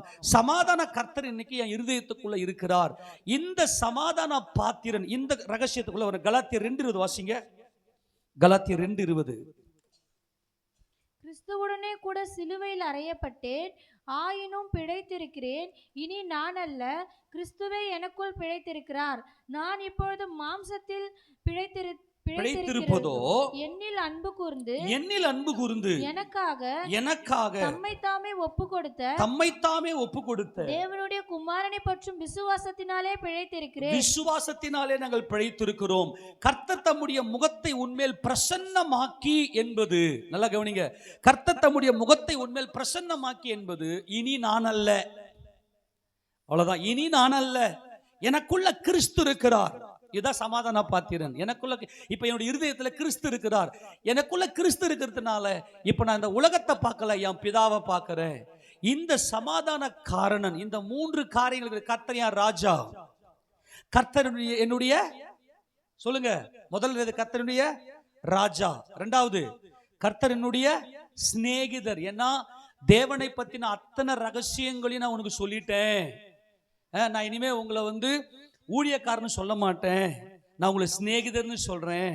ஏன்னா சிநேகிதன் எதையுமே மறைக்க மாட்டான், மொத்தத்தையும் சொல்லிடுவான். நான் என் பிதா கிட்ட என்னெல்லாம் பார்த்தனோ மொத்தத்தையும் நான் உங்களுக்கு சொல்லிட்டேன். இதெல்லாம் ரகசியங்கள் இருக்குது. அந்த வசனத்தை ஒன்று வாசிங்க. யோவான் சுவிசேஷம் 15வது அதிகாரத்தில் கர்த்தர் அங்கே தம்முடைய சீஷர்களை சொல்றேன், இனிமே உங்களை சீஷர்னு சொல்ல மாட்டேன், ஏன்னா எல்லா ரகசியத்தையும் உங்களுக்கு சொல்லி கொடுத்துட்டேன். அதுதான் கிருபை. வேகமேட்டு வாசிங்க பார்க்கலாம். 15வது அதிகாரத்தில் 13 வாசிங்க. ஒருவன் தன் சிநேகிதனுக்காக தன் ஜீவனை கொடுக்கிற அன்பிலும் அதிகமான அன்பு ஒருவனிடத்திலும் இல்லை. நான் உங்களுக்கு கற்பிக்கிற யாவையும் நீங்கள் செய்வீர்களானால் என் சிநேகிதராய் இருப்பீர்கள். இனி நான் உங்களை ஊழியக்காரன் என்று சொல்லுகிறதில்லை. ஊழியக்காரன் தன் எஜமான் செய்கிறதை அறிய மாட்டான். நான் உங்களை சிநேகிதர் என்றேன், ஏனெனில் என் பிதாவின் கேள்விப்பட்ட எல்லாவற்றையும் உங்களுக்கு அறிவித்தேன். பிதாவை கண்டையா? பிதாவை கண்டவர் யாரு? கிறிஸ்துவே. அவர் தம்முடைய முகத்தை உன்மேல் பிரகாசிக்க பண்ணி என்பது அவர் என் சிநேகிதர், அவர் என் நண்பர், அவர் என்னுடைய சகோதரர். கையை ஊத்து ஆமென் சொல்லுங்க பார்க்கலாம். இவன் தான் சமாதான பாத்திரன். அப்புறம் உனக்கு எதுக்கு பயம்? இயேசு ராஜா எனக்கு இருக்கையில் எனக்கு எதுக்கு பயம்? நல்லா கவனிங்க. மூன்றாவது, கர்த்தர் தம்முடைய முகத்தை உன்மேல் பிரசன்னமாக்கி என்பது இனி நான் அல்ல, நானும் கிறிஸ்துவும் ஒன்று. கிறிஸ்துவை நான் தரித்து கொண்டிருக்கிறேன். என்னுடைய இருதயத்தில் என் கர்த்தரை நான் தரித்து கொண்டிருக்கிறேன். அவர் தம்முடைய முகத்தை என் மேல பிரசன்னமாக்கி என்னை மணவாட்டியாக, அவருக்கு உகந்த மனைவியாக என்னை மறுரூபப்படுத்தி கொண்டார். என்னை கிரயத்துக்கு கொண்டு விட்டார். அவருடைய முகம் என் மேல பிரசன்னம் என்றால் இனி நான் அல்ல, கிறிஸ்துவே. அவருடைய முகம் சிதைஞ்சதா? எல்லாரும் ஆமென் சொல்லலாமா? இயேசு ராஜாவுக்கு உருவம் கிடையாதுங்க. அவர் ஆவியா இருக்கிற தேவன், அவர் வார்த்தையா இருக்கிற தேவன். அவருக்கு உருவம் கிடையாது. என்னதான் கர்த்தர் உருவத்துல படைச்சார். நம்முடைய உருவம் என்னதென்று தேவன் அறிவார். நம்மளை மண் என்று நினைவு கூறுகிறார். அப்போ என்னை பிதாவினில் கொண்டு போய் சேர்ப்பதற்காக, என்னை பரிபூர்ண சமாதானப்படுத்துவதற்காக அவர் தம்முடைய முகத்தை சிலுவையில சிதைத்தார். தம்மைத்தாமே அழித்தார். தம்மைத்தாமே சிலுவைக்கு ஒப்பு கொடுத்தார். அந்த தம்மைத்தாமே தான் ஷின், அதான் ஷாலோம். தம்மைத்தாமே எனக்காக, என் புருஷன், அவர் என் மணவாளன் என்பதுதான் கர்த்தர் தம்முடைய முகத்தை உண்மையில் பிரசன்னமாக்கி கிரயத்துக்கு என்னை கொண்டிருக்கிறார். இப்ப யூதர்கள் என்ன செய்வாங்க? மனைவியை திருமணம் செய்யணும் அப்படின்னா அவங்க தான் என்ன பண்ணுவாங்கன்னா, கிலோ கணக்கில் வெள்ளியை நிறுத்தி கொடுப்பாங்க. அப்புறம் கிலோ கணக்கில் தங்கத்தை நிறுத்தி கொடுப்பாங்க. என் மனைவியை நான் வாங்குகிறேன். யூதா தன்னுடைய மகனுக்காக தாமாரை கொண்டான். மாமனார் அவர் தான் என்ன பண்ணுவார்னா, காசை கொடுத்து என்ன பண்ணுவார்னா அந்த பெண்ணை வாங்குவார், கிரயம் செலுத்துவார். இதுதான் யூத வழக்கம். ஒரு மனைவி ஆனா இப்ப பாத்தீங்கன்னாக்கா இந்த பிசாசுடைய வஞ்சகத்துல இன்னைக்கு வரதட்சணை கொடுமைகள்னால எத்தனையோ பெண்கள், எத்தனையோ பிள்ளைகள், பெண் பிள்ளைகள் இன்றைக்கு தற்கொலை செய்து கொண்டு சாகிறார்கள். இப்போ கர்த்தர் தம்முடைய முகத்தை உன்மேல் பிரசன்னமாக்கி என்பது இனி நான் அல்ல, நான் என் நேசருடையவள், அவர் பிரியம் என்மேல் இருக்கிறது. நான் என் நேசருடையவள், அவர் பிரியம் என்மேல் இருக்கிறது என்பதில் தான் அவர் என் மணவாளன். இவன் தான் சமாதானத்துக்கான பாத்திரவான். யார் என்றால் அவர் என் ராஜா, அவர் என் சகோதரர், அவர் என் மணவாளன். இதுல தான் நமக்கு மீட்பு இருக்கிறது. இதுதான் 1 கொரிந்தியர்ல 6வது அதிகாரத்துல கிரயத்துக்கு கொல்லப்பட்டீர்களே, மனுஷருக்கு நீங்க அடிமையாகாதுங்க, அதே மாதிரி நீங்க தேவனுக்கு சொந்தமானது என்பதை குறித்து சொல்றார். 20வது வசனத்தை வாசிக்க பார்க்கலாம். 6:20 கிரயத்துக்கு கொல்லப்பட்டீர்களே, ஆகையால் தேவனுக்கு உடையவைகளாகிய உங்கள் சரீரத்தினாலும் உங்கள் ஆவியினாலும் தேவனை மகிமைப்படுத்துங்கள். ஆமென் சொல்லுங்க. எதுக்கு கொல்லப்பட்டோம்? இவங்க சமாதான பாத்திரன். ஒரு வீட்டுக்குள்ள போகும்போது என் கர்த்தர் அவருடைய உயிரை கொடுத்து என்னை மீட்டு கொண்டார். நான் யாருக்கு சொந்தம்? இப்ப என் கர்த்தருக்கு சொந்தம். அவருடைய முகத்தை என் மேல பிரசன்னமாக்கி என்பது முகமுகம். இப்ப கர்த்தருடைய முகம் என் இருதயத்தில் நான் தரித்து கொண்டிருக்கிறேன். கிரயத்துக்கு கொல்லப்பட்டிருக்கிறேன். இயேசு கிறிஸ்து ஜீவனை கொடுத்து என்னை தமக்கு வாங்கி கொண்டார். எத்தனை பேர் விசுவாசிக்கிறீங்க? இவங்க தான் சமாதான பாத்திரன். அவருக்கு நான் மனைவி, அவருக்கு நான் மணவாட்டி. என் ஆத்துமாவில் என் கர்த்தருடைய முகம் இருக்கிறது. என் கர்த்தரை நான் தரித்து கொண்டேன். அதுதான் பூர்ணமாக்கப்பட்ட புதிய ஏற்பட்ட மணவாட்டி சபை. ஆக கிரயத்துக்கு கொல்லப்பட்டீர்கள் என்பது அவர் உனக்காக உயிரை கொடுத்து, ரத்த சிந்தி, ஜீவனை கொடுத்து உன்னை தமக்கு சொந்தமாக வாங்கி கொண்டார். இந்த ஆசீர்வாதத்தை யான் நாமம், இதுதான் இயேசு கிறிஸ்துவுடைய நாமம். ஆக இயேசுன்ற பேரை சொல்லும் போது எல்லாரும் ஆமென் சொல்லுங்க. கொஞ்சம் புரிந்து கொள்ளுங்க. இயேசு கிறிஸ்துவின் நாமத்துல அப்படின்னு சொல்லும் போது இதுவரைக்கும் நீங்க எப்படி ஜெபம் பண்ணீங்களே தெரியாது. நம்பிக்கையோட ஜெபம் பண்ணுங்க. அவர் யார்? ராஜா, என்னை காக்கிறவர், எனக்கு எந்த ஒரு ஆபத்தும் எந்த ஒரு தீங்கும் வராதபடிக்கு என்னை காக்கிறவர். அவர் என் சிநேகிதர், தேவனை பத்தின அத்தனை ரகசியங்களை எனக்கு வெளிப்படுத்தி கொடுத்தவர். அவர் என் புருஷன், அவர் என் மணவாளன், அவரை நான் தரித்து கொண்டிருக்கிறேன். அவர் ஜீவன் எனக்குள் இருக்கிறது. அவருடைய கிரயம் செலுத்தி என்னை மீட்டுக் கொண்டிருக்கிறார். அவருடைய ஜீவனை நான் என் இருதயத்தில் தரித்து கொண்டிருக்கிறேன். அதுதான் இங்கே கொலோசியர் நிருபத்தில் நீங்கள் 3வது அதிகாரத்தில், கொலோசியர் 3ஆம் அதிகாரம் 10ஆம் வசனத்தை வாசிக்க பார்க்கலாம். 3:10 தன்னை சிருஷ்டித்தவருடைய சாயலுக்கு ஒப்பாய் பூரண அறிவு அடையும்படி புதிதாக்கப்பட்ட புதிய மனுஷனை. அந்த மனுஷன் யாருங்க? இப்ப ஒரு மனுஷனை யாரு? இயேசு கிறிஸ்து மகிமை அடைந்தார் இல்லையா? மகிமையின் சரீரம் இருக்குது இல்லையா? ஏசப்பாவுக்கு என் ஆத்துமா இப்ப யாரு தரித்து கொண்டிருக்கிறது? இயேசு கிறிஸ்துவை தரித்து கொண்டிருக்கிறது என்பதுதான் பிரசன்னமாக்கி. ஆக இந்த 3 ஆசீர்வாதங்களும் இயேசு என்ற நாமத்தில் இருக்கிறது. இதுதான் நம்முடைய நினைவில் வர வேண்டும். இந்த நினைவில் இருப்பதுக்கு தான் உடன்படிக்கை இல்லையா? அந்த ஞாபகமே இல்லை. இப்போ உதாரணத்துக்கு ஒரு புருஷன் போயிட்டு ஒரு பொண்டாட்டியை பார்த்து யாருமா நீ அப்படின்னு கேட்கறாங்க, எப்படி இருக்கும்? இல்ல ஒரு மனைவி வந்து ஒரு புருஷனை பார்த்து, யாருங்க உங்களை எனக்கு தெரியல எனக்கு. அப்ப என்ன அர்த்தம்? இது கோமால இருக்குது, இது ஆக்சிடென்ட் ஆகி போயிட்டு இருக்குது. நிறைய பேருக்கு வந்து புருஷன் நினைப்பே இருக்காது. புருஷன் வந்து ஆமா சாப்பாடு செய்ய மறந்துட்டேன் சாரிப்பா, இது எல்லாம் உடன்படிக்கை உடைஞ்சிட்டு இருக்குது. பார்த்துருக்கீங்களா? ஐயோ நான் துணி துவைச்சு போட மறந்துட்டேன், ஓ சாரிப்பா. அந்நேரத்துக்கு பாவம் அழுக்கு துணி போட்டுன்னு போவார் வேலைக்கு. ஐயோ சாரிப்பா நான் வந்து இது ஏன் புருஷன் மேல அதுக்கு பேர் உடன்படிக்கையே கிடையாது. நினைவில் இருக்க வேண்டும். ஆக சமாதானம் என்பது உடன்படிக்கை, சமாதானத்தின் உடன்படிக்கை நிலை பெறாது, அது நினைவில் இருக்கிறது.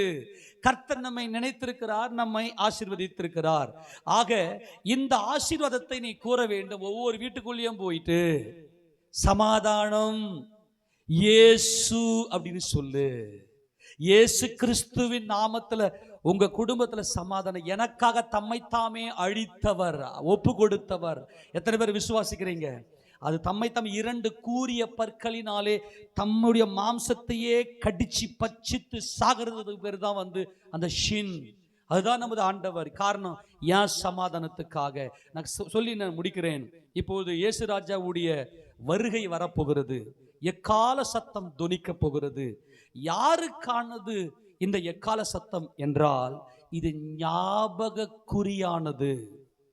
யாரெல்லாம் நினைவில் இயேசு கிறிஸ்துவை அநாதி தேவனே என் அடைக்கலம், உலக தோற்றத்துக்கு முன்பதாகவே அவர் எனக்காக யாவையும் செய்து முடித்து விட்டவர், அவர் என் மணவாளன், அவர் என் புருஷன் என்கின்ற நினைவுல யாரெல்லாம் இருக்கிறார்களோ அவர்களை மீட்கிறதுக்காக கிரயத்தை செலுத்தின சமாதான கர்த்தர் வரப்போகிறார். அதைதான் யூதாவை ஆசீர்வதிக்கும் போது சமாதான கர்த்தர் வருமளவும் என்று சொல்லுகிறார். இப்ப இஸ்ரவேல் ஜனங்களுக்கு 7 பண்டிகைகளை கொடுத்தார். அந்த 7 பண்டிகைகளும் கிறிஸ்துவுக்குள்ளே நிறைவேறுகிறது. இப்போ இதுல 4வது பண்டிகை என்ன பண்டிகைன்னா பெந்தகோஸ்தே பண்டிகை. இப்ப பெந்தகோஸ்தே பண்டிகையினுடைய நாட்களில சபையில வந்து உட்கார்ந்து எல்லாரும் ஆராதனை செய்து கொண்டிருக்கிறோம். அடுத்தது 5வது பண்டிகை எக்கால பண்டிகை. இந்த எக்கால பண்டிகை எதற்கானது என்றால், ஞாபகத்தில் இருக்கிறவர்களுக்கு, யாருடைய நினைவில் என் புருஷன் ஷின் ஷலோம், கர்த்தர் உன்னை ஆசீர்வதித்து உன்னை காக்க கடவர், அவர் என் ராஜா, அவர் என்னை காக்கிறவர், சத்துருவின் கைக்கு என்னை விடுதலை ஆக்குகிறவர், கர்த்தர் தம்முடைய முகத்தை உன்மேல் பிரகாசிக்க பண்ணி உன்மேல் கிருபையாயிருக்க கடவர், தேவனை பற்றின பூரண அறிவை எனக்கு தெரியப்படுத்தியிருக்கிறார், அவருடைய கிருபையினால் நிற்கிறேன். கர்த்தர் தம்முடைய முகத்தை உன்மேல் பிரசன்னமாக்கி கிறிஸ்து இயேசு எனக்காக தம்முடைய முகத்தை சிதைத்தார், அந்த மகிமையின் கர்த்தர் என் இருதயத்தில் தரித்துக் கொண்டிருக்கிறேன் என்ற நினைவில் யாரெல்லாம், யாருடைய நினைவில் எல்லாம் இந்த ஷாலோம், சமாதான காரணர், சமாதான கர்த்தர், சமாதான இயேசு, சமாதான கர்த்தர் சிலுவையிலே நமக்கு சமாதானத்தை உண்டு பண்ணும் ஆக்கினை அவர் மேல் வந்தது, அவர் மேல வந்தது. நாம் தேவனுக்கு சத்துருக்களா இருக்கையில் அவருடைய குமாரனுடைய மரணத்தினாலே நம்மளை ஒப்புரவாக்கினார், சமாதானப்படுத்தினார். ஆக இந்த சமாதானத்தை யாரெல்லாம் பெற்றிருக்கிறார்களோ அவங்க வாழ்க்கையில தீமை கிடையாது, தீங்கு கிடையாது, தீங்கு செய்வாரும் இல்லை, அப்புறம் கேடு செய்வாரும் இல்லை. 11ஆம் அதிகாரம் ஏசாயா தீர்க்கதரிசி புத்தகம் 11ஆம் அதிகாரம் இவங்க தான் சமாதானத்தை பூர்ணமாய் பெற்றுக்கொண்டவர்கள். யாரை பத்தியும் தீங்கு சொல்ல மாட்டாங்க, வாயில புலம்பவே மாட்டாங்க. ஏசாயா தீர்க்கதரிசியின் புத்தகம் 11ஆவது அதிகாரத்துல 9ஆம் வசனத்தை வாசி பார்க்கலாம். என் பரிசுத்த பர்வதம் எங்கும் தீங்கு செய்வாரும் இல்லை, கேடு செய்வாரும். இதாங்க சமாதானத்தில் இருக்கு. எனக்கு தீங்கும் இல்லை, கேடும், எனக்கு கேடு செய்யறவங்களும் இல்லை, எனக்கு தீங்கும் கிடையாது. ஏன்? என் புருஷன் எனக்குள் இருக்கிறார், அவருடைய முகத்தை என் மேல பிரசன்னமாக்கி இருக்கிற, என் ஜீவனில் அவர் கலந்திருக்கிறார், அவருடைய கிரயம் எனக்கு உள்ளே இருக்கிறது. நல்லா கவனிக்கணும். அப்போ கர்த்தராகிய இயேசு கிறிஸ்து இப்ப வரப்போறார். அவர் எக்கால தொனியோட வரப்போகிறார். எக்கால சத்த வானத்திலிருந்து தொனிக்க போகிறது. யாருக்கெல்லாம் இந்த எக்கால சத்தம் கேட்கும் அப்படின்னா, யாருக்கெல்லாம் நினைவு இருக்கிறதோ சமாதான நினைவு, சமாதான கர்த்தர், சமாதான கர்த்தர் வருமளவும் செங்கோல் யூதாவை விட்டு நீங்குவதில்லை. சமாதான கர்த்தர் என்றாலே வருகிறார், அவர் ராஜாதி ராஜாவாக வருகிறார். அதுதான் லேவியராகமம் 23வது அதிகாரத்தில் இவர்களுக்கு பண்டிகைகளை குறித்து சொல்லும் போது 7ஆம் மாதம் முதலாவது அங்கே 1ஆம் தேதி அன்னைக்கு உங்களுக்கு ஞாபகக்குறியாக அந்த வசந்த வாசிங்க பார்க்கலாம். 24 வாசிங்க. லேவியராகமம் 23:24. நீ இஸ்ரவேல் புத்திரருடைய சொல்ல வேண்டியது என்னவென்றால், உங்களுக்கு 7ஆம் மாதம் 1ஆம் தேதி எக்கால சத்தத்தால் ஞாபக குறியாக, ஞாபகம் நினைவு என்பது உடன்படிக்கை. ஆமென் சொல்லுங்க பார்க்கலாம். நினைவு என்பது என்னதுங்க? உடன்படிக்கை. சொல்லுங்க. ஞாபகம் என்பது உடன்படிக்கை, அன்பு. உடன்படிக்கையில் தான் அன்பு இருக்கிறது, சமாதானம் இருக்கிறது. சமாதான உடன்படிக்கை ஞாபக குறியாக கொண்டாடப்படுகிற பண்டிகை என்கிற சபை கூடும் பரிசுத்த எக்கால பண்டிகை. இந்த எக்காலம் என்பது 7 என்பது பரிபூரணம். எக்கால பண்டிகை, எக்காலம் என்பது 7 என்பது கர்த்தராகிய இயேசு கிறிஸ்து தம்மைத்தாமே தம்முடைய மணவாட்டி சபைக்காக ஒப்பு கொடுத்து பிதாவை நோக்கி பரிந்து பேசி கூப்பிட்ட சத்தம் தான் எக்கால சத்தம். இந்த உலகத்தில் அவருடைய பாடி, இந்த நீதிமானுடைய சரீரம், அவர் கல்லறையில் அடக்கம் பண்ணப்படும் அந்த சரீரம், அந்த உலகம், அந்த சிருஷ்டிக்கப்பட்ட அவருடைய உடல் பிதாவை நோக்கி கம்பீர சத்தம் விட்டதே, அதுதான் எக்கால சத்தம். அவரோடு கூட நான் அடக்கம் பண்ணப்பட்டேன், அவரோடு கூட நான் அடக்கம் பண்ணப்பட்டேன், அவரோடு கூட உயிர் தெழுந்தேன் என்கின்ற அனுபவத்தில் சமாதான கர்த்தராகி இயேசு கிறிஸ்து என் புருஷன் என்கின்ற நினைவில் யாரெல்லாம் வாழ்கிறார்களோ, கிறிஸ்து இயேசுவை தரித்து கொண்டிருக்கிறார்களோ, அவர்கள் எல்லாம் அந்த ஞாபக குறியாக அவர்கள் எடுத்துக்கொள்ளப்படுவார்கள். அந்த ஞாபகம் நினைவில் இருக்கிறவர்கள், கிறிஸ்து இயேசு என் சமாதான காரணர், கிறிஸ்து இயேசு என் சமாதான புருஷன், அவர் என்னை கிரயத்துக்கு கொண்டார். நல்லா கவனிங்க. ஒவ்வொரு மாத பிறப்பிலும் எக்காலம் ஊதணும். சங்கீதத்தில் நம்ம வாசிக்கிறோம், 82ஆம் சங்கீதத்தில் வாசிக்கிறோம், மாத பிறப்புகளெல்லாம் எக்காலம் ஊதுவாங்க. மாத பிறப்பெல்லாம் எக்காலம் ஊதுவாங்க. இப்போ 7ஆம் மாதம் 1 தேதி எக்காலம் ஊதணும். மற்ற எக்காலத்துக்கும் இந்த 7ஆம் மாதம் 1 தேதி எக்காலத்துக்கு என்ன வித்தியாசம் அப்படின்னா, இந்த 7ஆம் மாத எக்காலத்தை நல்லா 1 நிமிஷம் ஊதுவாங்க இந்த எக்காலத்தை. ஏன்னா அவ்வளவு பெரிய சந்தோஷம். அது என்ன ஞாபக குறி அப்படின்னா, ஆபிரகாம் தான் இந்த ஞாபக குறியை கொண்டு ஞாபகப்படுத்துறாரு. என்னது? ஆபிரகாமே, நீ போய் உன் பிள்ளைய, உன் ஏக சுதனை, உன் சேஷ்ட புத்திரனை, உன்னுடைய ஒரே பேரன குமாரனை கொண்டு போய் நான் உனக்கு காண்பிக்கிற தேசத்துல போய் அங்கே நீ அவனுக்கு பலி செலுத்து அப்படின்னு சொன்னப்ப ஆபிரகாம் நேரா என்ன பண்ணாருன்னா, அவருடைய நினைவுல என்ன கொண்டு வந்தார்னா, இந்த ஆபிரகாம் என் கர்த்தர் என்னை பிதாவாகிய தேவனோடு கூட சேர்க்கும்படியாய் என் சமாதான கர்த்தர் தம்மை தாமே அழித்தார், தம்மை தாமே சிலுவையில ஒப்பு கொடுத்தார். அதனால மரித்தோரிலிருந்து என் குமாரனை எழுப்புவதற்கு அவர் வல்லமை உடையவராய் இருக்கிறார் என்கின்ற அந்த சந்தோஷத்துல அவர் என்ன செய்றார்னா, அந்த ஒரு விசுவாசத்துல, அந்த பரிபூர்ண விசுவாசத்துல ஈசாக்கை கொண்டு போய் பலிபீடத்துல கடத்தி அங்கே கத்தியை ஓங்கும் போது, ஆபிரகாமே நீ கர்த்தருக்கு பயப்பட அறிந்திருக்கிறேன், பிள்ளையாண்டனும் கையை போடாத. என்ன காரணம்? ஆபிரகாமுடைய நினைவுல அநாதி தேவன் இருந்தார். என் பிள்ளைய சாகடிக்கிறது எவ்வளவு பெரிய வலி. இப்ப எனக்கு வலி இல்ல. வலி இல்லைன்னா மாம்சத்தின்படி இல்லைன்னு அர்த்தம் அல்ல. அவர் ஆவில ஜெயங்கொண்டார், மேற்கொண்டார், அந்த வலிய மேற்கொண்டார். இன்னைக்கு ஒரு சின்ன வியாதி வந்தாவே நம்மளால தாங்கிக் கொள்ள முடியல. நம்மளாம் பரிபூர்ண சமாதானம் இருக்க வேண்டும் அன்பானவர்களே. ஆபிரகாமுக்கு எவ்வளவு வலி இருந்திருக்கும் தன் பிள்ளைய கொண்டு போய் பலி செலுத்துறது. ஆனால் சமாதான கர்த்தரை தம்முடைய இருதயத்தில் தரித்து கொண்டதுனால ஆபிரகாமுக்கு வழியில். ஏன்? அவர் அநாதி தேவனை, அவருடைய நித்திய புயங்களை ஆதாரமாக கொண்டதுனால என் கர்த்தர் தம்மைத்தாமே அழித்து அவர் மகிமை அடைந்தார். அந்த மகிமையின் கர்த்தர் எனக்கு தரிசனமாகிறார் என்று சொல்லி ஆபிரகாம் என்ன செய்தார் என்றால், தம் பிள்ளையை கொல்லுவதற்கு கத்தியை ஓங்கின போது, நீ கர்த்தருக்கு பயப்படுகிறவன் என்பதை அறிந்திருக்கிறேன், உன் நினைவுல நான் இருக்கிறேன் என்பதை அறிந்து கொண்டு. அதாங்க கர்த்தருக்கு பயப்படுற பயம். உன் நினைவு எதையோ பேசுறது, எதையோ பழைய பழைய காரத்திலெல்லாம் ஞாபகப்படுத்தி தேவையில்லாதது பேசுற வசனத்துல நிரப்புங்க. உன் நினைவுல கர்த்தரை கொண்டு வந்து அவரை நோக்கி பாருங்க. இப்போ ஆபிரகாம் கர்த்தருக்கு பயப்படும் அறிந்திருக்கிறேன். அப்போ நீ உன் பிள்ளையான கையை போட சொன்ன உடனே ஆபிரகாம் தன்னுடைய மகனை ரிலீஸ் பண்றாரு. மரித்தோரிலிருந்து உயிரோடு எழுந்துக்கு பாவனையாக தம்முடைய குமாரனை மறுபடியும் பெற்றுக்கொண்டார். உடனே புதரில் ஒரு ஆட்டினுடைய கொம்பு புதரில் சிக்கி இருந்தது. ஒரு ஆட்டினுடைய கொம்பு. இந்த கொம்பு என்பது எதை குறிக்கிறது என்றால், கொம்பு என்பது ராஜ்யத்தை குறிக்கிறது, ராஜ்யரீகத்தை குறிக்கிறது, ராஜாதி ராஜ்யத்தை குறிக்கிறது, நித்திய ராஜ்யத்தை குறிக்கிறது.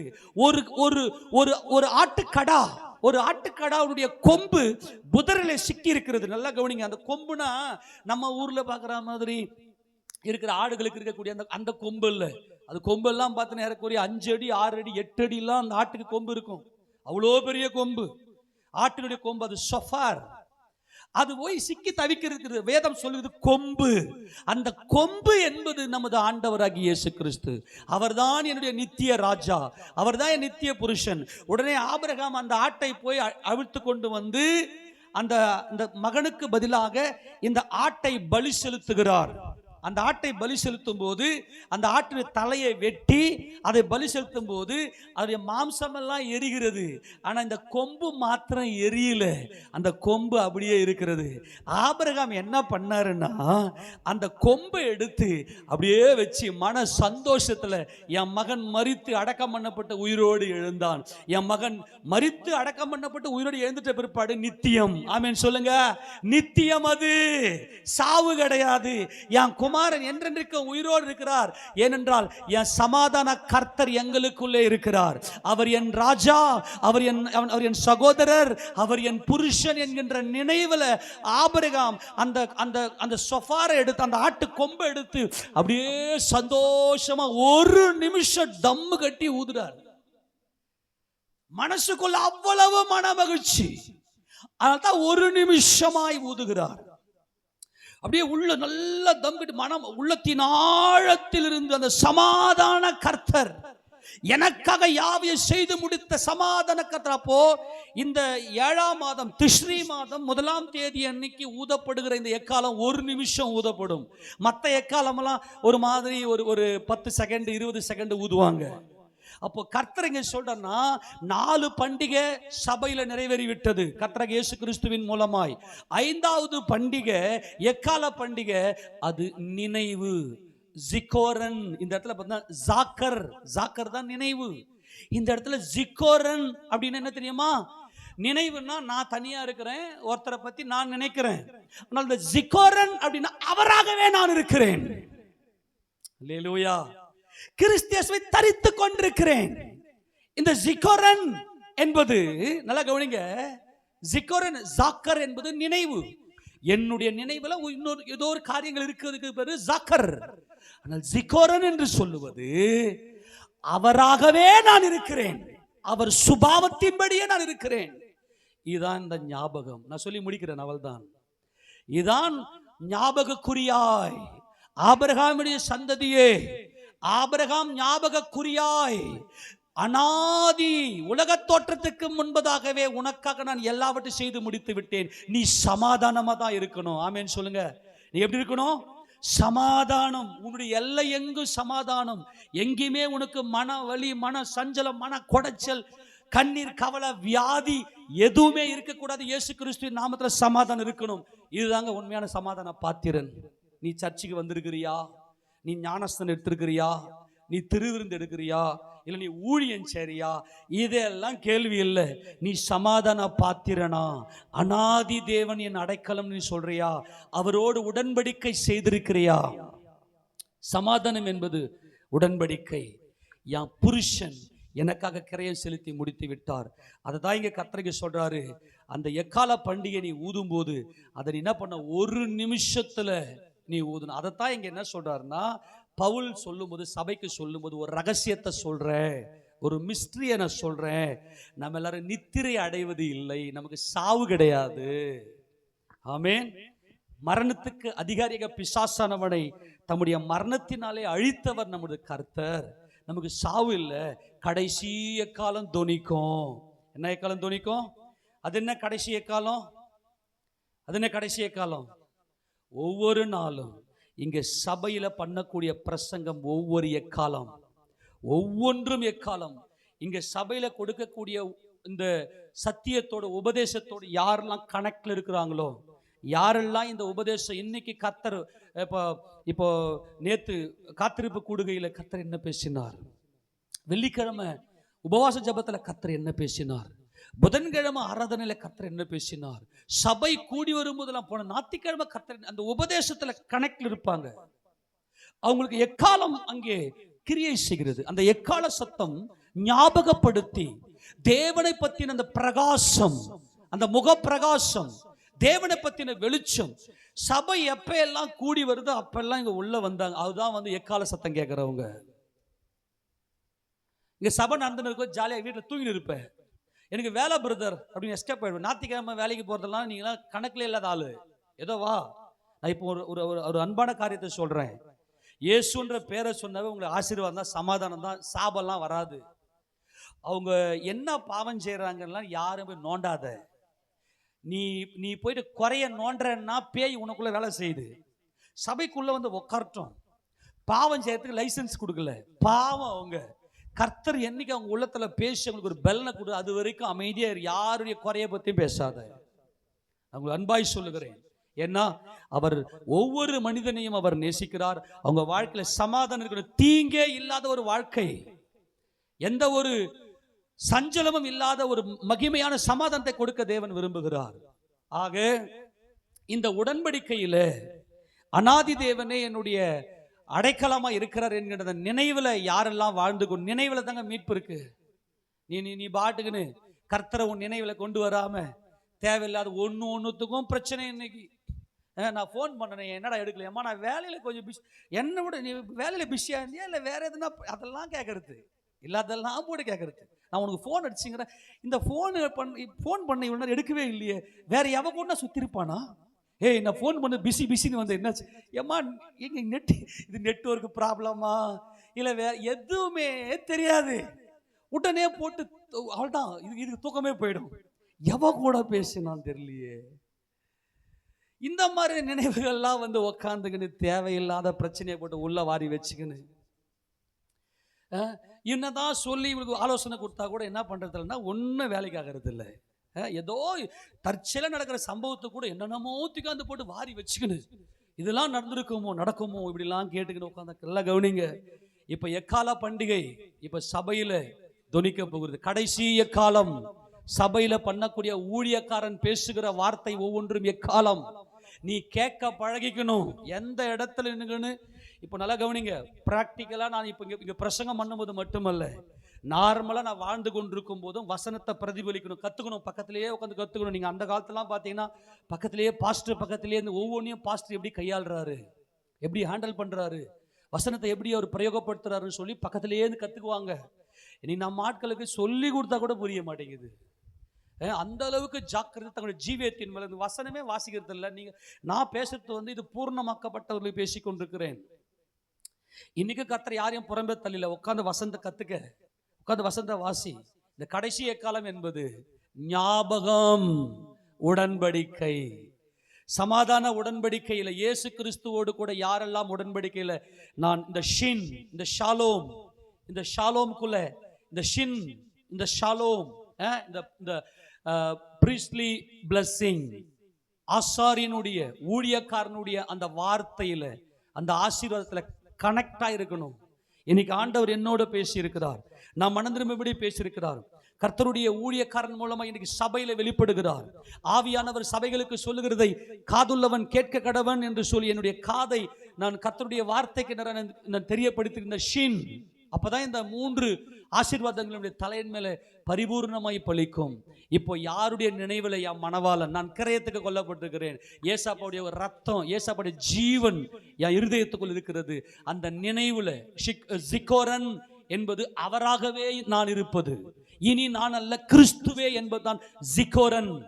ஜாக்கர் என்பது இன்னொருத்தருடைய நினைவு, இன்னொரு நினைவில் இருப்பது, இன்னொருத்தர் என்னுடைய நினைவில் இருப்பது. டிஃபரெண்ட் புரியுதா? டிஃபரெண்ட் புரியுதா? இப்ப சில பேரை பார்த்தீங்கன்னா, இப்ப பேதுருவை பார்த்து சொல்லுவாங்க, ஏய் நீயும் கல்லேயன் தான், உன் பேச்சு அவர் மாதிரியே நீ பேசுற, அதான் ஜிகோரன், அவரா மாதிரியே மாறி இருக்கிறது. சில பேர் என்ன பண்ணுவாங்க, மற்றவங்க கூட பழகும் போது அவங்களுடைய பேச்சு, அந்த சுபாவம், அவங்களுடைய ஆக்ஷனை நம்மளையே மீறி நம்ம கிட்ட வந்துடும். அப்பனா நம்ம உத்து கவனிக்கிறோம், அவங்கள ரொம்ப கூர்ந்து கவனிக்கிறோம்னு அர்த்தம். அப்ப இயேசு கிறிஸ்துவை கவனித்து உற்று கவனி, அவரை நினைவுல கொண்டு வா என்பவர்களுக்கு தான் அந்த நினைவில் இருக்கிற நினைவில் தான் ஜெயம் கொள்ள போகிறோம். ஆமென் சொல்லாமா? அதுதான் சொல்றேன். நீங்க நல்லா பைபிள் வாசிக்கிறது ஜெபம் பண்ண போவீங்க, பிசாசு விட்டுருவான். நீ ஜெபம் பண்ணிக்கோ. நீ என்ன பண்ண போற? இதெல்லாம் உளர போற. ஆனா பைபிள் கத்துக்கிறதுக்கு மட்டும் பிசாசு விட மாட்டான். பைபிள் திறந்தனாவே நிறைய பிரச்சனைகள் உன்னை சூழ்ந்து கொள்ளும். அதுக்கு தான் நல்லா உபவாசம் பண்ணி ஆண்டு சபையில் ஒப்பு கொடுக்கணும். அப்ப ஏசப்பாவுடைய வருகைக்கு யாரு போக போறாங்கன்னா, கிறிஸ்துடைய நினைவு. அங்கே எந்த பிரச்சனையும் உன்னை பாதிக்கூடாது. அதுதான் ஞாபகக்குரிய. ஆபிரகாம் தாம் பிள்ளையே பலி செலுத்தினாரு. காரணம் என்ன? அனாதியிலிருந்து வந்த நினைவு. இயேசு கிறிஸ்து என்னைக்கு அவர் சர்வ சிருஷ்டிக்கு முந்தின பேரு ஆனாரோ அந்த நினைவு, அந்த நாள் முதற்கொண்ட நினைவு. இது கற்பனை கூட பண்ண முடியல. ஆனால் வேதத்தில் இருக்கு, பரிசுத்த ஆவியுடைய பலத்தில் இருக்கிறது. அந்த அனாதி தேவனே அவதான் என் சத்துருக்கு முன்னாடி எனக்கு சத்துருவே இல்லாம எனக்கு விளக்குகிறார். அது பயங்கரமான வசனம் இல்லையா? உபாகம் 33:27. என் சத்துரு எனக்கு முன்னாடி கிடையாது, எனக்கு மனசஞ்சலமே இல்லை. அந்த அளவுக்கு மனசமாதானம் தான் இயேசு கிறிஸ்து நமக்கு கொடுக்கிறார். இப்போ இந்த ஞாபகக்குரியத்தான் பவுல் கொரிந்து சபைக்கு எழுதும் போது எழுதுறாரு. வாசித்து முடிக்க போறோம். நல்ல கவனிங்க. இப்ப மறுபடியும் இந்த வசனத்தை வாசிங்க பார்க்கலாம். 24 வசனம். லேவியராகமம் 23:24 வாசி. இஸ்ரவேல் புத்திரரோடு சொல்ல வேண்டியது என்னவென்றால், உங்களுக்கு 7ஆம் மாதம் 1ஆம் தேதி எக்கால சத்தத்தால், என்ன சத்தம்? எக்கால சத்தத்தால் ஞாபக குறி. சொல்லுங்க, என்னது? ஜிகோரன். கிறிஸ்து இயேசுவை தரித்து கொண்டிருக்கிறவர்கள், அவரை அவருடைய நினைவிலேயே, அவருடைய நினைவாகவே இருக்கிறவர்கள், அவருடைய நினைவாகவே ஜிகோரன், அவருடைய நினைவாகவே இருப்பது. இதான் மனவாட்டி. உடன்படிக்கை, உடன்படிக்கை, உடன்படிக்கை. என் புருஷனுடைய நினைவில் நான் இருக்கிறேன். இனி நான் அல்ல என் புருஷன், இனி நான் அல்ல என் புருஷன், என் இயேசு ஜிகோரன். இந்த ஞாபகத்தில் இருக்கிறவங்க தான் அவங்க என்ன செய்வாங்கன்னா, இப்போ ஆசாரி என்ன செய்வாங்க தெரியுமா? ஒரு நிமிஷம் இந்த எக்காலத்தை ஊதுவான். வாசிக்க போலாம். ஞாபகக்குரிய கொண்டாடப்படுகிற பண்டிகை என்கிற சபை கூடும் பரிசுத்த ஓய்வு நாளா இருப்பவர்கள். என்ன கூடுதான்? சபை கூடுகிறதாம். முதலாவது கிறிஸ்துவுக்குள் மரித்தவர்கள் முதலாவது எழுந்திருப்பார்கள். எப்போ? அப்போஸ்தலர் காலத்து கிறிஸ்தவர்கள் முதற்கொண்டு மரித்து போய் கிடந்த அவங்க அத்தனை பேர் ஃபர்ஸ்ட் அவங்க தான் எழுந்துப்பாங்க. பின்பு உயிரோடு இருக்கும் நாமும் ஒன்னு அசெம்பிள் ஆகுவோம், சபை கூடுவோம். பரலோகத்துல மத்திய ஆகாயத்துல ஒன்று கூடி ஒரே சபையாக கிறிஸ்து நமக்கு தலையாக, பிதாவாக தேவனுக்கு முன்பதாக முகமுகம். கர்த்தரே ஆவியானவர். கர்த்தருடைய ஆவி எங்கேயோ அங்கே விடுதலை உண்டு, சமாதானம் உண்டு. அங்கே எல்லா போராட்டத்திலிருந்து விடுதலை உண்டு. இந்த விடுதலை தான் அந்த நினைவு. அந்த நினைவுல தான் ஜிகோரன் என்பதில் தான் நமக்கு மீட்பு இருக்கிறது. அப்ப அந்த ஒரு நிமிஷம் எக்கால ஊதுதல் என்பது மன மகிழ்ச்சி. இந்த 7ஆம் மாதம் எக்கால சத்தம் என்பது அது மன மகிழ்ச்சி. அதனால்தான் மாத பிறப்புல வாக்குத்தத்தம் கொடுக்கிறோம். வாக்குத்தத்தம் கூட அது அப்படியே பலிக்கும். கர்த்தர் அப்படியே நிறைவேற்றுவார். கர்த்தருடைய பரிசுத்த நாமம் மகிமைப்படுவதாக. இதுதான் 1 கொரிந்தியர் 15ஆம் அதிகாரத்துல அப்போஸ்தலனாகிய பவுல் கொரிந்து சபைக்கு எழுதுகிறார். இந்த வாசத்தை நம்ம முடிக்க போகிறோம். எல்லா எடுத்து வாசிங்க போலாம். 15ஆம் அதிகாரம் 50ஆவது வசனம் வாசிக்க பார்க்கலாம். சகோதரரே, நான் சொல்லுகிறது என்னவெனில், மாம்சமும் இரத்தமும் தேவனுடைய ராஜ்யத்தை சுதந்தரிக்க மாட்டாது. அழிவுள்ளது அழியாமை சுதந்தரிப்பதில்லை. இதோ ஒரு ரகசியத்தை உங்களுக்கு அறிவிக்கிறேன். ஒரு ரகசியத்தை. மாம்சமும் இரத்தமும் என்ன பண்ணாதுங்க? தேவன் எப்படி இருக்கிறாரு? ஆவியா இருக்கிறாரு. கிறிஸ்து இயேசு எனக்காக உலக தோற்றத்துக்கு முன்பதாகவே அனாதியிலே அவர் என்ன பண்ணாரு? தம்மைத்தாமே, சொல்லுங்க தம்மைத்தாமே, சொல்லுங்க தம்மைத்தாமே, தம்மைத்தாமே அழிக்க ஒப்பு கொடுத்தார். தம்மைத்தாமே அழிக்க ஒப்பு கொடுத்தார். காரணம், நான் சமாதானமா இருப்பதற்காக. இது நீங்க கேட்பீங்க, மாம்சமும் ரத்தமும் தேவராஜ்யத்தை இது மாம்சம் தான். இந்த மூஞ்சி மாம்சம் தான். கீழே ரத்தம் தான் வரும். இது பரலோகம் போவாது. இந்த மாம்சமும் ரத்தமும் பிதாவை தரிசிக்க முடியாது. ஏனென்றால் அவர் மனுஷனில் கண்டிராதவர், காணக்கூடாதவர். ஆனால் என் புருஷன் சமாதானக்கர உடன்படிக்கை, என் உடன்படிக்கை, என் புருஷன், அவரை நான் தரித்து கொண்டிருப்பேனே. ஆனால் இதோ ஒரு ரகசியத்தை சொல்லுகிறேன், நான் இதோ ஒரு ரகசியத்தை உங்களுக்கு அறிவிக்கிறேன். நாம் எல்லாரும் என்ன அடைவதில்லை? நமக்கு சாவு கிடையாது. கையை ஊத்துறாமேன்னு சொல்லாமா? உனக்கு சாவு கிடையாது. வியாதி பயப்படாத, சமாதான பாத்திரனே. வியாதி வந்து பயந்து ஹாஸ்பிட்டலுக்கு ஓடக்கூடாது. நீ ஹாஸ்பிட்டலுக்கு ஓடுற அப்படின்னா நீ எல்லாம் ஒரு விசுவாசியா? அப்ப என்ன செய்யணும்? சமாதான பாத்திரனா நீ இருக்கிறனா? இந்த மூன்றும் எனக்காக தம்மை தாமே அழித்தவர். ஊழியக்காரன் வரும்போதெல்லாம் என் கர்த்தர் உன் ஞாபகம் வரணும். உனக்கு என் புருஷன் இருக்கிறார், தம்மை தாமே எனக்காக அழித்தவர். நான் நித்திரை அடைவதில்லை, நமக்கு சாவு கிடையாது. அப்ப கிறிஸ்துவுக்குள் மரித்தவர்கள் முதலாவது எழுந்திருப்பார்கள். இப்போ இன்னொரு வசனத்தை வாசித்துட்டு எங்களுக்கு வரலாம். எபேசியர் 5ஆம் அதிகாரம் 26ஆம் வசனத்தை வாசி. எபேசியர் 5:26. நாம் அதை திருவசனத்தை கொண்டு வால்யூம் ஃபுல்லா விடாது டிவிக்கு. தண்ணீர் முழுக்கினால் நல்ல தாம் திருவசனத்தை, வசனம், நான் மறுபடியும் சொல்றேன், எல்லா வசனத்தை வாசிக்க பார்க்கலாம். எல்லாத்தையும் வாசி, எல்லாத்துங்க. 5:26 எபேசியர் 5:26 வாசி. தாம் அதை திருவசனத்தை வசனம். எத்தனை பேர் வசனம் உள்ள கிரியை செய்யுது? எத்தனை பேர் வசனம் வாசித உபவாசம் பண்றீங்க? ப்ளீஸ் தயவு செய்து என் கூட கொஞ்சம் கனெக்ட் ஆகுங்கப்பா. நான் சொல்றதெல்லாம் ஏதோ இல்லை. என்னடா இவர் சொல்லுவாரு, உபவாசம் பண்ணி பைபிள்லாம் வாசிக்க முடியுமா அப்படின்னு கேட்காதீங்க. நீங்க உபவாசம் பண்ணி வசனத்தை நீ வாசிக்கலன்னா நீ சமாதான பாத்திரன் கிடையாது. நீ சர்ச்சைக்கு வந்து பிரயோஜனம் கிடையாது. வசனத்தை மணிக்கணக்கா நீ வாசி, இரவும் பகலும் வசனமும் நினைவாவே இருந்துச்சுன்னா, தம்மைத்தாமே தம்மைத்தாமே அப்படின்னு ஷின் ஷாலோம், தம்மைத்தாமே என்றாலே ஷாலோம். நான் அவரோடு உடன்படிக்கை செய்ய, சமாதானத்துக்காக என் புருஷன் உலக தோற்றத்துக்கு தம்மைத்தாமே அழித்தார். தம்மைத்தாமே அழித்தார், பாடுபட்டார். அவர் மாம்சத்தில் வந்து தம்மை தாமே அழித்தார். திருவசனத்தை கொண்டு தண்ணீர் முழுக்கினால், தண்ணீர் முழுக்கு என்பது மரணம். வசந்த நீ வாசித்தனவே செத்துருவனி. தண்ணீர் முழுக்கினால் சுத்திகரித்து பரிசுத்தமாக்குகிறதற்கும் கரை திரை முதலானவைகள் ஒன்றுமில்லாமல் பரிசுத்தமும் பிழையற்றதுமான மகிமையுள்ள சபையாக அதை தமக்கு முன் நிறுத்தும்படிக்கு தம்மை தாமே அதற்காக ஒப்பு கொடுத்தார். கையை தட்டி அவருக்கு மகிமை செலுத்தும். அவரே என் புருஷன். அல்லேலூயா. கரை திரை முதலானவைகள். புருஷன் வஸ்திரம் கொடுத்துட்டு போயிட்டார், நீதியின் வஸ்திரம். அதுல கரை இருக்கக்கூடாது, திரை என்னது, கசங்கி இருக்கக்கூடாது. நம்ம எல்லாம் ரொம்ப நீட்டா ட்ரெஸ் பண்ணணும், தெரியுமா? என்னடி கசங்கி இருக்கு? அப்ப இவ எங்கேயோ வேசித்தனம் பண்ணிருக்கிறா. நான் தான் நடி புருஷனா, இன்னும் உனக்கு கையை பிடிக்கல, ஏன் கசங்கி இருக்கு? கேள்வி கேட்பார். கரைபடக்கூடாது. இதெல்லாம் நிறைய பார்த்துட்டோம். அதெல்லாம் பச்சை பச்சையா இருக்கும், வேணாம். ஏசப்பா சொன்னதா. எசேக்கியேல் ஓசியாலாம் நீங்க பார்த்தீங்கன்னா காரி மூஞ்சி துப்புவாரு.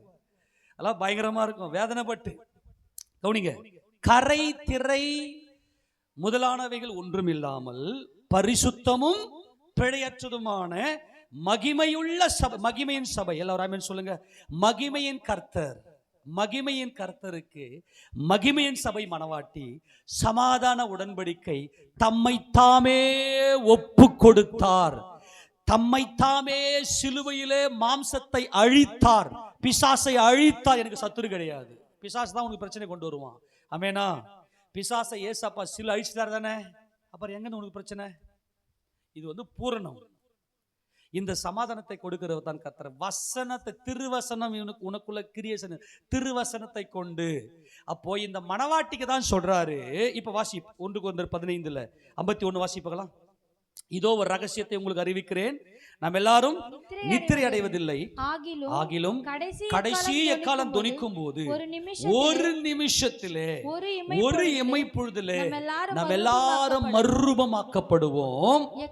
எக்காலம் தொனிக்கும், அப்பொழுது மரித்தோர் அழிவில்லாதவர்களாய் எழுந்திருப்பார்கள், நாமும் மறுரூபமாக்கப்படுவோம். நல்லா கவனிங்க. இந்த ஆசாரிகள் எப்படி ஊதுவாங்க தெரியுமா? இந்த எக்காலத்தை கவனிங்க. இந்த பாருங்க,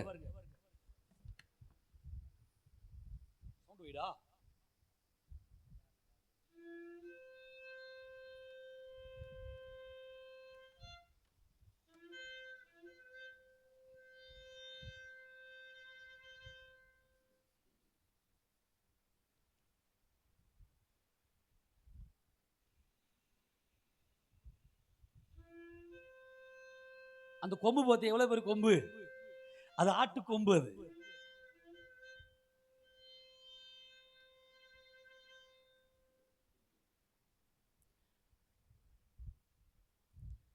இந்த பிரதான ஆசாரியன் வந்து இந்த வஸ்திரத்தை போட்டுக்கின்னு எப்படி அது எப்படி இருக்கும் பாருங்க. பிரதான ஆசாரியனுடைய இந்த